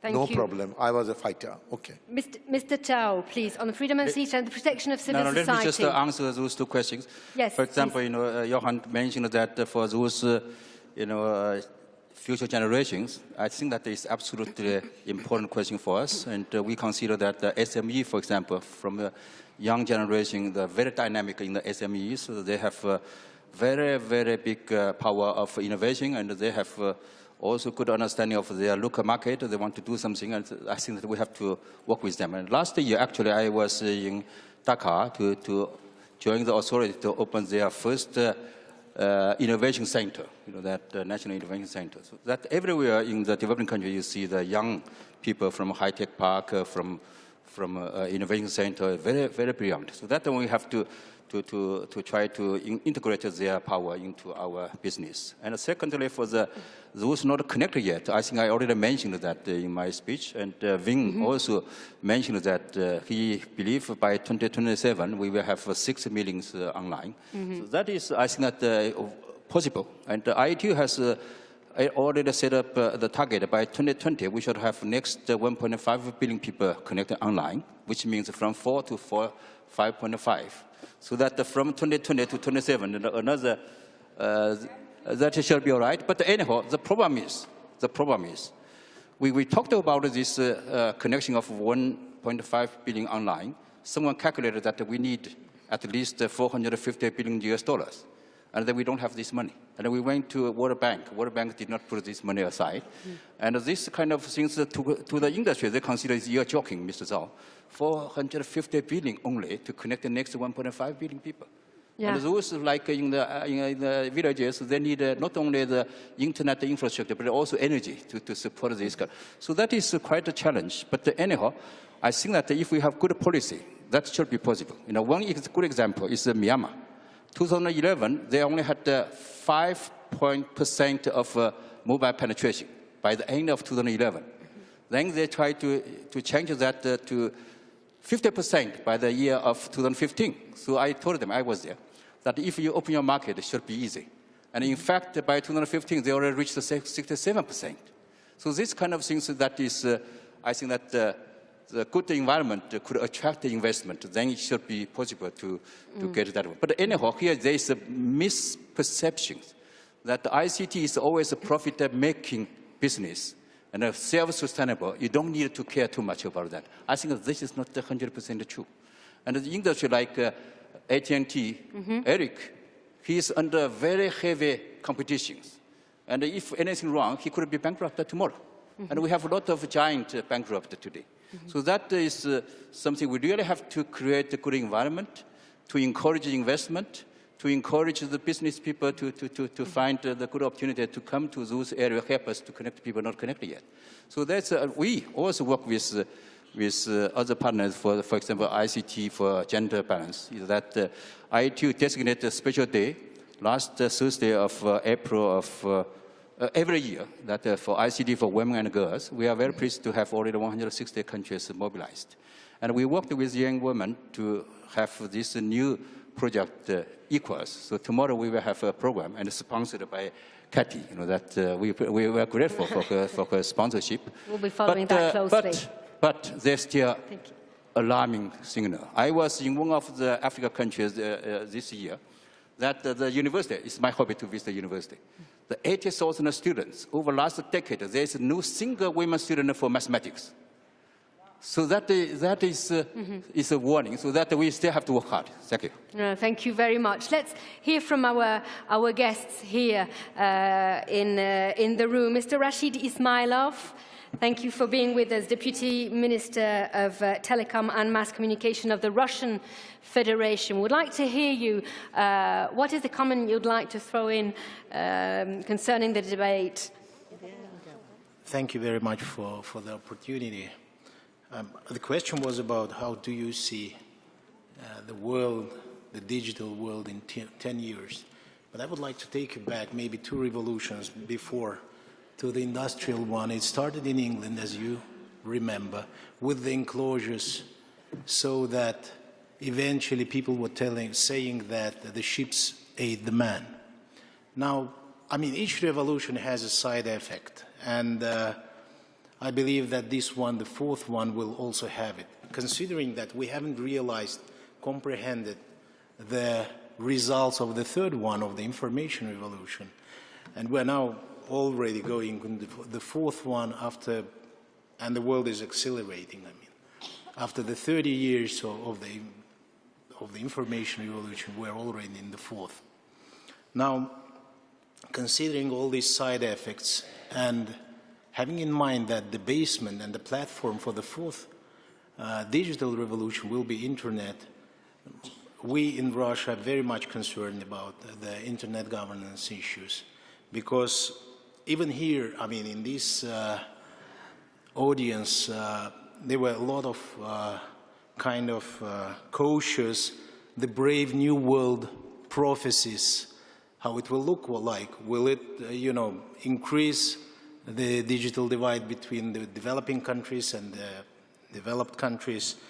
Now, there are a lot of issues, and one of the main issues for our business, for example, is how to invest, whether the rules for the investments are existing or not. Because, I mean, it will require, the digital shift will require a huge number of investments and resources. I'm not talking about the money. I'm talking only. I mean, we are talking about, you know, education, preparation of the competencies, of the resources to handle this revolution, and so far and so forth. We're talking about health, social kind of impacts that this digital revolution will have eventually. We in Russia have started, at least, and I believe most of the developed countries already started with the programs. There's a program which is called, you know, Industrial 4.0 in Germany, and in Japan, in US, most of the developed countries do have already their programs. Now, there's a discussion how to unite them, how to match one to another, and this discussion has taken place in G20 and in some other venues. We believe that since internet and digital issues are so universal with the impact to every aspect of humanity, that the best platform for the discussion of these issues should be UNO, at least one international platform where the rules and forms should be developed for all, for business, for society, for countries, so that in 10 years we will not suffer from the side effects that that any revolution has. Believe me, I'm Russian, and we know what revolution is and the consequences, no matter what eventually happened with the results of the revolution. So based on that, we think that several issues should be addressed to the UN level and discussed. First, the regulatory issues. Second, the technological and research and development issues, so that we shouldn't waste the resource of the world actually to this kind of stuff. The third one is considering the infrastructure. I mean, in order to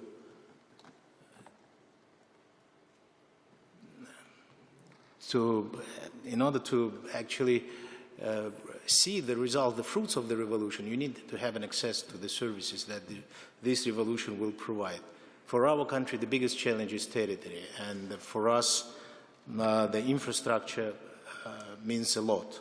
Now, the fourth one is the issues regarding the international security, information security.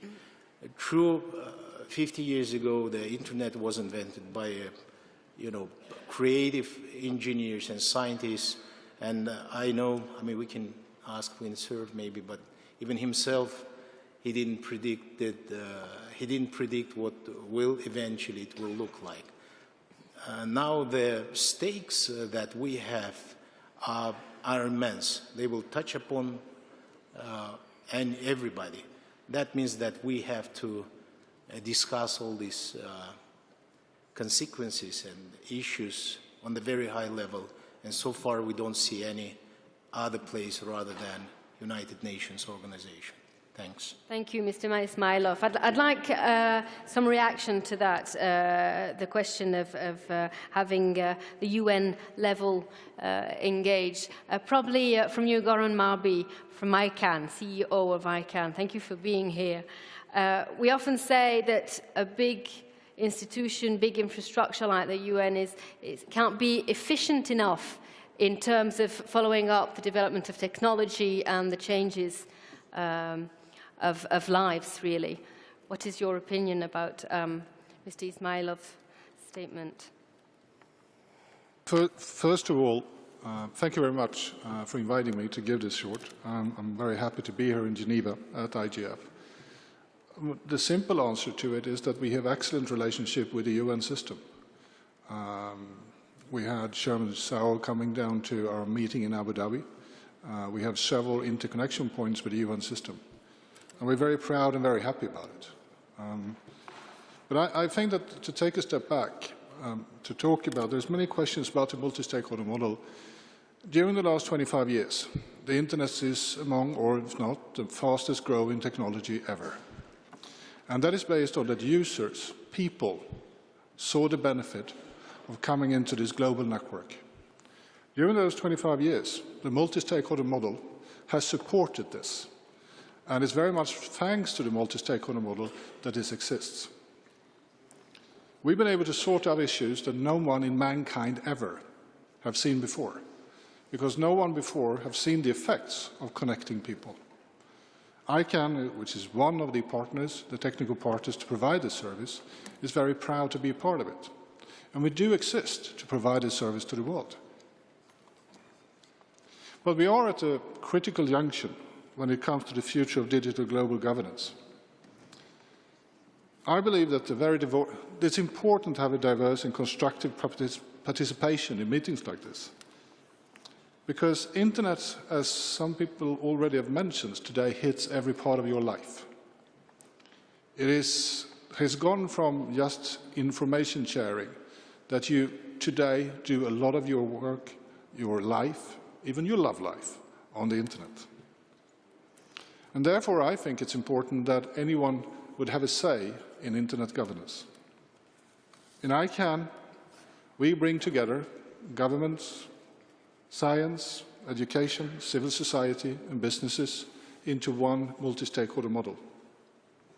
And that is because no one should control domain name systems, no one should take control, and no one should manage it without the multi-stakeholder model. And this is also important for the next billion users, 1.5 billion users. They're going to be very different from us. I claim that the current model has produced a lot of good results, but often for the elite. People with money, people who live in the cities, people who can understand, for instance, English as a concept, to read from left to right, or with a dot in the middle. We have to improve ourselves and do better so we can make sure that the next billion users, who will be primarily mobile, can use their own local languages, their own scripts, in a better way. Because that's the one we need to reach. The fundamental understanding is that by connecting people on one global network, something magical happens. It's something we should never forget. And I look forward to work with everybody in this room, with everybody here, to make sure we can shape this future together in a diverse and multi-stakeholder way. With that, I would like to thank everybody who's created the first 3 to 4 billion users of the internet. Thank you. Thank you very much, Mr. Marby. Sat next to you, we also have Mrs. Farida Dwi Kayarini, Secretary General of the Ministry of Communication and Information Technology of Indonesia. What do you have to say about the shaping of our future global governance? Thank you so much for having us here. In our opinion, in Indonesia, by 2020, Indonesia is targeting to reach 130 billion US dollar from e-commerce transaction. In this, the vision of Indonesia and the digital energy of Asia. To achieve this, Indonesia is completing the internet infrastructure through the Palaparing program to pursue in target in 2019. Palaparing is telecommunication infrastructure project in the form of fiber optic construction throughout Indonesia along the 36 million kilometers connecting several major islands in Indonesia to reach 440 cities or districts. In addition, we keep facilitating several strategies programs to encourage small, medium enterprises go online and to develop more digital startups. We also realize that the internet also brings negative impact that Indonesia also suffer from it, especially caused by the spread of illegal content, such as hoax and hate speeches. Therefore, we does not only action in the downstream by enforcing the law or terminating the access to the illegal content, but also instead the government of Indonesia priorities the national digital literacy movement called cyber creation, a multi-stakeholder synergistic action as the upstreaming sites. We are continuously working to improve the mechanism of internet governance with the spirit of multi-stakeholder. One of the efforts is by running a number of dialogue through Indonesia Internet Government Program, we call IGF, which has been introduced in 2002 and has hosted IGF Global in Bali in 2013. Last month, we just conducted our annually IGF Dialogue 2017, followed by almost 500 participants from various stakeholders. Finally, we would like to express our sincere gratitude to all parties for the preparation of the IGF 2017. Thank you. Thank you very much for your contribution. Jovan, I think we have, do we have a special guest by video? Special guest, Brad Smith, the president of Microsoft. He is going to deliver video message. I guess it is ready.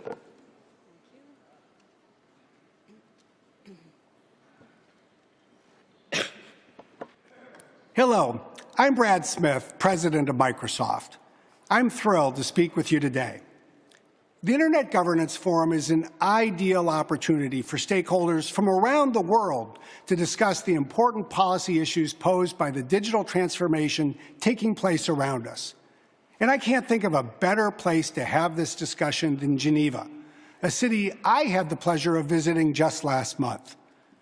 As all of you know well, it doesn't matter where on the planet you come from. We all live in a digital world.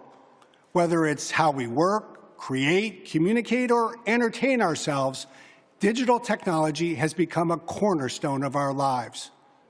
And that raises fundamental questions for all of us.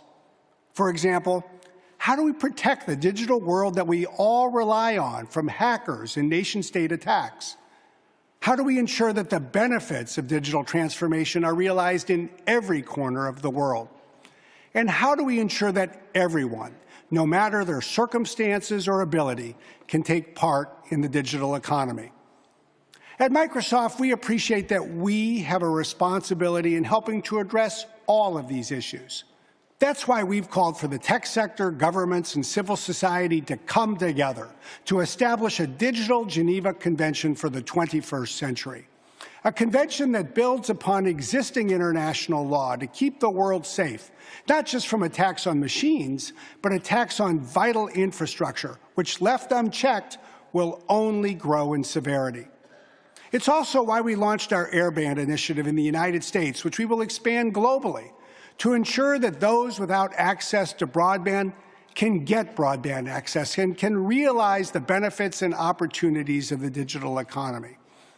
And it's why we're so deeply committed to expanding digital skills education around the world, to ensure that everyone, no matter where they live or their current circumstances, can acquire the skills they need to thrive in the digital economy. If the United Nations is to realize its 2030 Sustainable Development Agenda, all of us need to play an important role. As technology's role continues to grow, we at Microsoft are committed to partnering with stakeholders from around the world to ensure that we build a cloud for global good that empowers us all. Thank you. Okay, yeah, we can applaud, of course, Brad Smith. Thank you, Jovan. Let's probably have the reaction from a few of our panelists before we go back to the audience on the proposal, the solution that is being stated here by Brad Smith, international convention, which could respond to a few of the worries that we heard earlier on. Probably Maria Gabriel, as the European Commission, what would you think of an international convention? Comme je vous l'avais dit déjà, je crois que nous avons besoin aujourd'hui de plus de coopération. Ici, une telle convention pourra permettre, dans un contexte où nous sommes tous conscients quels sont les défis, de clairement dire que nous avons tous des responsabilités. Ça pourra permettre d'accélérer le processus. Et pour cela, il faudrait de la volonté de tous. Il faudrait aussi qu'on s'assure qu'on regarde dans la même direction et qu'on est de nouveau basé sur des valeurs et des principes. Aucune vision d'avenir ne pourra pas tenir si derrière nous n'avons pas cette base solide qui dit nous avons réalisé grâce à cette volonté commune qui aujourd'hui nous a réunis et nous voulons réussir et obtenir davantage avec de nouvelles responsabilités, avec une meilleure prise de conscience des nouveaux défis. Thank you. It seemed to me actually that you had quite a lot of values in common. That it's rather the mean is how to apply and get together to making decisions and deciding on policies. Am I right or wrong? Vint Cerf? Just a thought. It seems to me that much of what we're talking about has a great deal to do with the society that we want to live in. Mm-hmm. And that invariably invokes societal conventions. Some of those are conventions that say, in our society, these things we consider harmful, and we will try to do things to mitigate those harms. One of the big challenges that we have in this arena is to discover what things we choose to hold in common on a global scale. This is very difficult because of variations in culture, history, and geography. But I think that's what we need to go after. And I wanted to draw your attention to a phenomenon that hasn't been mentioned yet. We've been having these meetings on an annual basis. They started in 2006.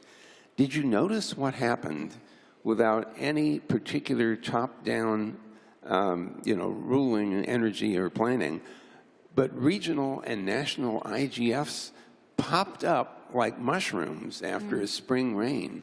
It's important that that happened. What it means is that there is conversation going on, not just in this annual meeting, but in other places during the course of the year, out of the sheer desire to have that conversation. Mm-hmm. And so I hope that we're smart enough to get insight from what those conversations have revealed, and that will help us discover what we choose to hold in common. Thank you. Mrs. Esther Yusen. Yes, I think you're right. There's some commonality, but maybe also different approaches about how to take this forward. I want to respond to Mr. Ismailov first. I think he's absolutely right. I think the Internet does pose challenges that we should be approaching with a research agenda that we talk about together, with looking at the need for regulations, for how we apply existing laws effectively. I think your proposal that this should happen within the UN system, my response would be that the IGF is inside the UN, and I think if we're not able to use this forum effectively to provide that kind of platform, I'm not sure that we need another new mechanism within the UN. I think with regard to the Geneva Convention, I think it's been really interesting and courageous of Microsoft to put this forward. I'm not sure that we're ready for a convention, but I think the process of beginning to talk about shared norms and to consolidate an understanding of the Internet as a public, commonly owned entity, and as I said earlier today, not public as in controlled by governments, but public as in us, as common to all of us. That I do think is a useful initiative. Thank you for your reaction. Mr. Liu just asked, sorry, for the microphone. Thank you. I think actually, as I mentioned during my opening remarks, there should be a global governance. Because if you compare Internet regulation with civil aviation, with the road system, transportation, for civil aviation, it developed so fast, it's due to the international regulation. Because the people feel safe. Safety, security is the development of any technology. That's why I think for the Internet, there definitely there must be international, a global system. But I know that they're difficult. I think we need to realize challenges now we are facing. That's why I think we started not with the intergovernmental negotiations, we started multi-stakeholder, this dialogue. So that's why I think my advice to we may make good use of this multi-stakeholder IGF to develop ideas, to find out the issues, really which area we need to regulate first. I think it's not easy and not good to start that you are going to have a comprehensive convention, comprehensive treaty. That would be too early to say that. But you need to say which area you need to regulate. But probably in 10 years. Yeah. People say I think there are also for the business sector, for the scientific community, they need to see there be some kind of prediction that they will have a very secure environment to invest, to develop. I think, but the most important for the people, for the users, I think our colleagues say it be maybe by 2027, we shall have 6 billion users, but we need to say that this internet system would be secure and safe. Because people are worried, internet, if without any international regulation, maybe our national security will be threatened, maybe community security will be threatened, maybe a banking system will be threatened. That's why the security safety becoming one of the challenging issues. So that's why I think I hope it be, this is the IGF is a multi-stakeholder forum, that people from the experts from different forums to identify which areas we need the urgent response. And we need a plan, we need a strategy for the regulation for future. Thank you. Thank you. So we have global governance, but we also have micro-governance, because we understand that it can be very efficient to work on a smaller scale. And we have common values, some of them, so I feel that we are progressing. I know you would all like to add something. I just want to go back to the audience, because I did say that we would be interactive, but we will go back to this. Probably one question about what we've just heard. We have one question here, sir, or comment. Okay, actually it's 2 questions, and it's for everyone in the room. So the first question is, who thinks that you know what the citizens of your country wishes for internet governance in 10 years? And I wouldn't raise my hand. So who raises his or her hand in the room? Nobody. Okay, nobody. So second question, we wish that in 10 years, when we met, we would know about what the citizens of the world wish for internet governance. And I wish that. And I wish that we would have 200, 300 citizens of the world here in the room giving their recommendations to the stakeholders about what they wish and what they want for the future of governance of internet. And there are tools for that, and I think we would like some reactions from the panel if you think that this is a good idea. Thank you very much. Thank you. But civil society is one of the multi-stakeholders, isn't it? Thank you, yes. That was another statement from civil society. Kathy Brown. Mrs. Brown, please. Thank you. Thank you for that very much. I really appreciate it. In the last 18 months, the Internet Society has conducted interviews around the world, and I would ask you to take a look at our Global Internet Report this year. And we asked our wider community, amongst which were technologists and scientists and civil society and human rights and business, what did they think was going to happen with the Internet, and what are they worried about? What are they happy about? What do they see are the opportunities? And what are they worried about? But do they share the same worries that we've expressed today? Well, what's interesting to me is that nobody thought that making a law was going to help, was actually going to be the answer to what they're worried about. What they're worried about is that the control of their lives, the ability to use this amazing tool, this place where they live, will be somehow taken away or taken control by other entities. Number one, big worry.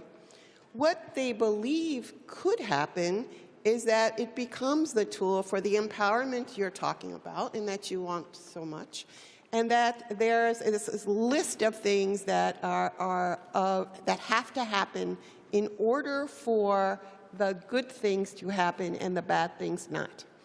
But what they want is a seat at the table.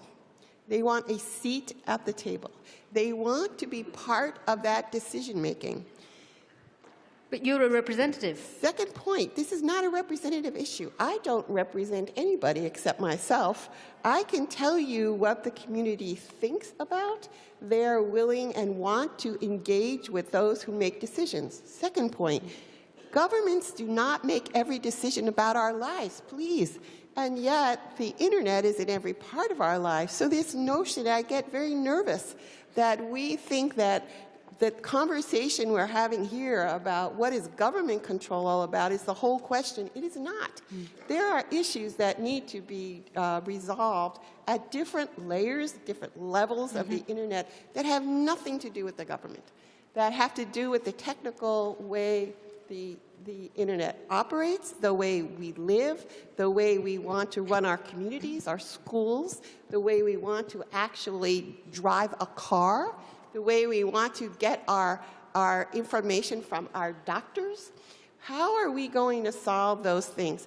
And with all due respect, I don't think it's with a global treaty. We may well have some issues on war and peace. We may have some issues on conventions of what is a way to think about the public internet, the core of the internet, that it may do well for us to get to agreement. There's a commission right now on the stability of cyberspace.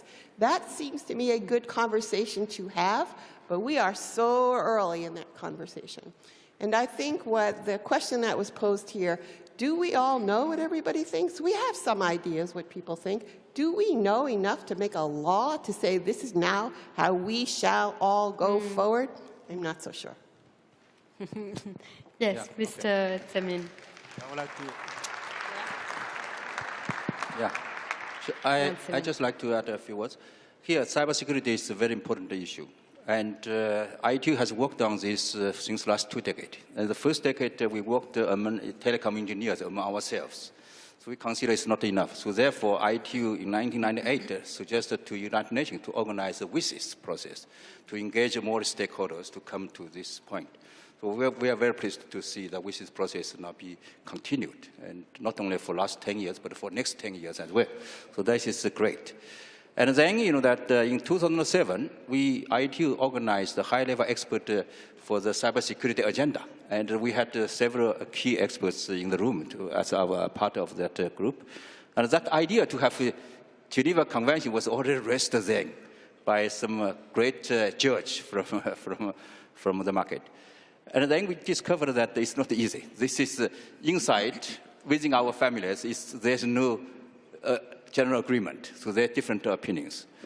And then we try to see if we can get some kind of easy area we can move ahead, like child online protection. And then child online protection is the area people all agree that pornography is not good for the child, so we can reach some agreement.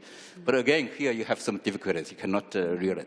And this issue is still in a hot topic in ITU, but also in the world everywhere. But today, I'm very pleased to see that this issue is no longer for the telecom engineer, telecom authority, but also you go to the Prime Minister's office, President's office, you know, that is very high. And also that inside IT, when we talked about that, we heard still different opinions from different member states, but we never heard such kind of public call from big companies like Microsoft. So that, you know, we have to it's the first time for me to hear this kind of a call from industry. So I like to also have further studies and try to get some more information from them, you know why. I know that Microsoft play very important roles inside the United States for government, for industries. So that, you know, we like to see what the Well, we are talking about the 10 next years, so we have time to think about it. I'd like to go back to what the people think, what they don't want. They don't want governments to always rule their life. They probably don't want the GAFAs either, Facebook and Google and Twitter to take all their private data. How do you protect the people then? This is Puri. Or help the people rather than protect. We certainly know what women want. Do you? I think so. I think so. They want governance. I mean, there are 3 aspects of governance that we think women want and deserve. One relates to access, which we have talked about. The digital divide is growing. That's one. The second aspect of governance is how can governance, in the way that governments regulate, in the way that private sector acts, or social media platforms operate and regulate, self-regulate maybe, but how they govern, how does that really help them to be empowered, to have, to benefit fully from the internet. And the third aspect of governance is how does, we talked about earlier, there were questions about offline and online realities. And how does the offline reality get translated into online, or either it becomes worse or it becomes better. Now, what they would also want is that internet governance be such that the cyber threats that women face, the new forms of violence, harassment, harmful stereotypes that the internet is perpetuating is something that they would want regulation to address. So certainly we know and we feel that these are the three major areas where women and girls want internet governance to deliver. Thank you very much. Vince Cerf, on what users really want. We're talking about women in a sense of a community that needs protection, but going back to the civil society as well, that Cathy Bren was mentioning, can we do something about what people want, what the users want? Well, I'm not going to try to speak for everyone in the whole world, but I will tell you what I would like. I'll tell you what I would like. I would like to feel safer in the online environment. I would like the technologists to help me get there. I would like to learn practices that will make me feel and actually be safer. I would like companies to feel some pressure to behave in a way that also improves my sense of safety and trust. This is a very shared responsibility across all layers of this architecture. Every actor in the system has a role to play to achieve an internet that we can feel comfortable using and that we can build on. And we aren't there, but we have gone a long way from the 3 networks that we demonstrated in 1977. And so I have the feeling that we have the capacity to do this if we have the will to do this. But who would give the good practices, for instance? I'm sorry, who would? You said, who would deliver the good practices? You said, as a user, I would like to have, to know about good practices to have a safe environment. Who should give these good practices? Companies, governments? Actually, there are a variety of sources, right? That my company tries to help people do a better job of using the network safely. We give them technology to do that. We give them two-factor authentication. We insist on using cryptography. So I think the corporations that offer service have a role to play to educate people. But our entire educational system has to start very early on, not only with teaching people practices to do safe networking, but also, and I will say this over and over again, to think about what they're seeing and hearing in this environment, because if we don't learn how to think critically, we are going to become very confused. Thank you. Quickly to that question. I agree completely with what Vince said. And your question about the good practices, I think they emerge from collaboration between technical people and human rights people, and between users. And I think users want more than just a seat at the table. I do think they want to be empowered and know that their rights will be respected. And I think the comment from the floor is a really important one. Are we using our technology that we're creating enough to deepen democracy and deepen governance and make it more inclusive, not just in the internet, but in the world at large? And we spend, I think, more time now about how to apply conventional models of governance to the internet than really using its potential to make it more inclusive and more accountable. Thank you. We're getting close to the end of our panel. I would like to ask the other ministers in the room on the floor if they would like to add a comment or a remark to the debate. Jovan, have we got some remarks from the audience outside the room? No major prophecies from the online participants. But probably your own prophecies. But there are a few comments on the regulation. Some Twitter tweets arguing that it is not possible to regulate unique space of online communication, and the other basically arguing that it's a matter of time when we are going to get a treaty. Some comments summarize that it's premature now based on discussion on day 0. Those were two group of comments. It's not possible to regulate. It's almost inevitable, but it is just a matter of time when we are going to get a treaty. Those are two major, yes. Thank you very much. It's not very surprisingly, there you go, exactly. As I said, yes, please, Minister of Bangladesh. Well, is it working? Yes, it is. It's working. I mentioned in my opening sentences that the digital space created by digitization should be secured. And the national governments are going for laws and rules and regulations and act. But since internet is a cross-border technology, a digital space, so we need a global governance on the security issue. That is why I said a cyberspace treaty needs to be developed gradually. What Microsoft said, well, to start with, we can start the discussion by convening a convention, and then the issues will be tabled there. There are two aspects. One is criminals, another is cyber war. Cyber war is waged by states, against politicians by another politicians, or overt and covert. So cyber wars, that is a very tricky area, how to demilitarize the cyberspace. So when you ask for the safety and security of the cyberspace, the many aspects will come. Yes. We can start the discussion by convening a Geneva Convention, and it is appropriate that IGF can do the lead, take the lead. But my understanding is, in 10 years' time, definitely we need a global cyberspace treaty, which will be an umbrella treaty to give a safeguard direction to the nation states. That is one thing. Another thing is very important, which we have not discussed much in this House, digital economy. She is the commissioner of the European digital economy. Economy is one thing, but internet is creating its own economy. That is, we call digital economy. It has its own parameters and own opportunities and constants.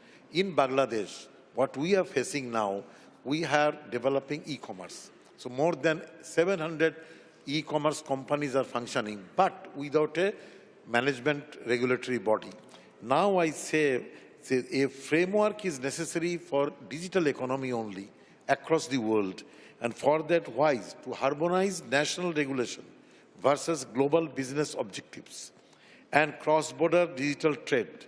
Concentration of global north, I hope you don't mind, concentration of global north-based international e-commerce is a threat to the tax revenues of the global south. I come from south. This needs to have a fair and equitable collection and distribution of tax revenues around the world. And to achieve that, United Nations should initiate this digital economy framework. Thank you. Thank you very much. Thank you. We're getting close to the end of the debate, so I'm afraid we won't have much time left. I would like you to try and answer, I mean, even Twitter is going long now in words, so I don't know how to start this, but give me one word, maximum 5, on your dream in 10 years. We're all back here on stage, and there's one thing you're hoping to achieve about digital governance. What would it be, the main challenge for you? Kitty Brown.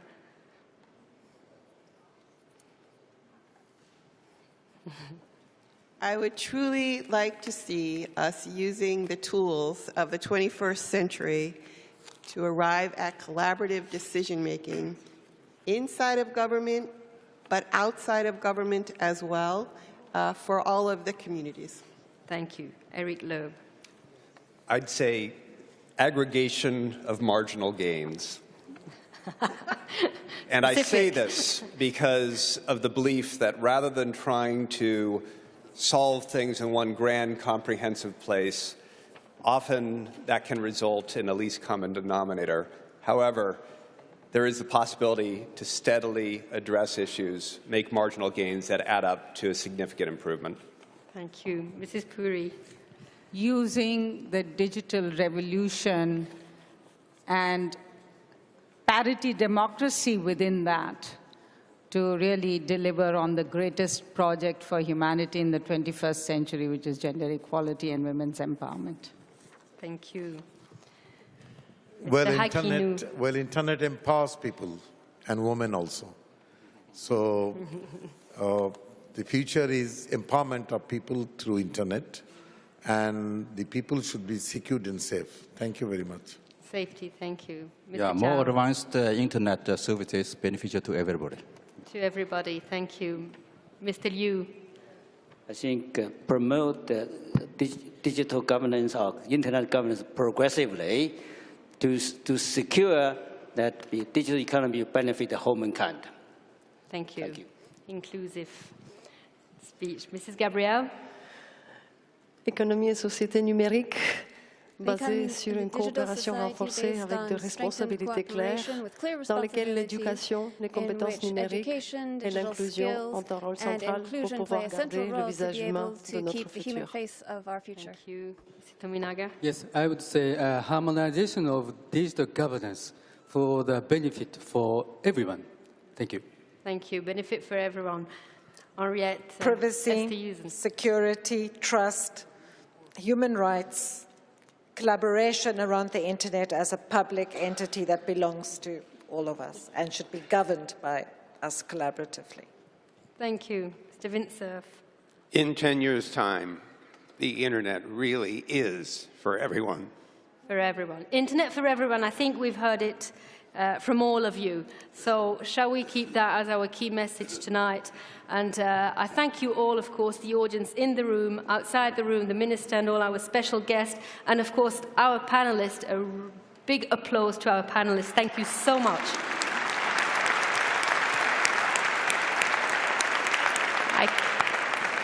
I kindly invite you to, or should you stay? Chengetai will probably tell me if you want. Ah, there you are. Thank you. So let's go on this side. This is a bit chaotic.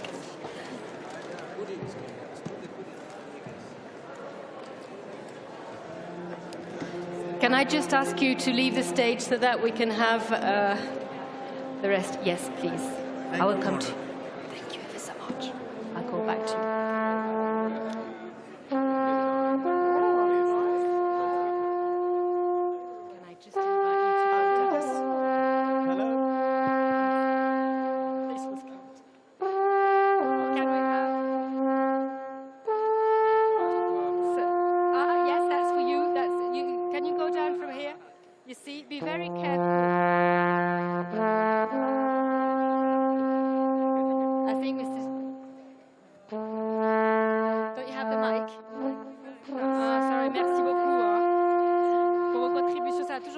Évidemment, hein, mais merci beaucoup. We need the mic.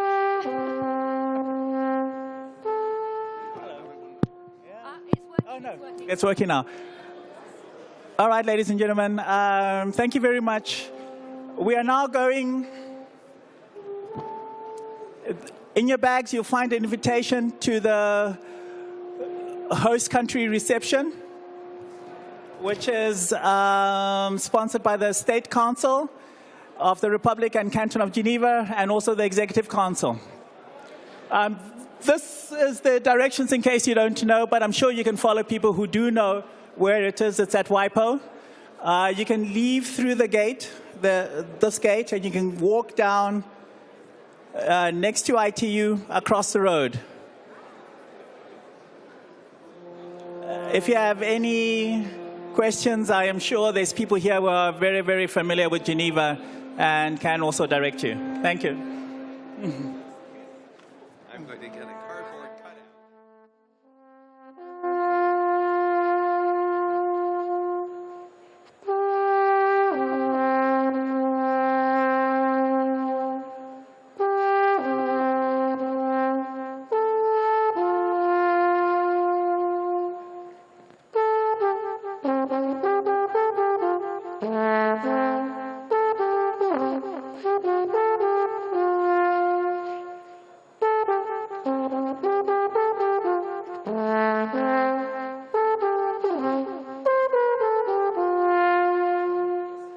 Ja,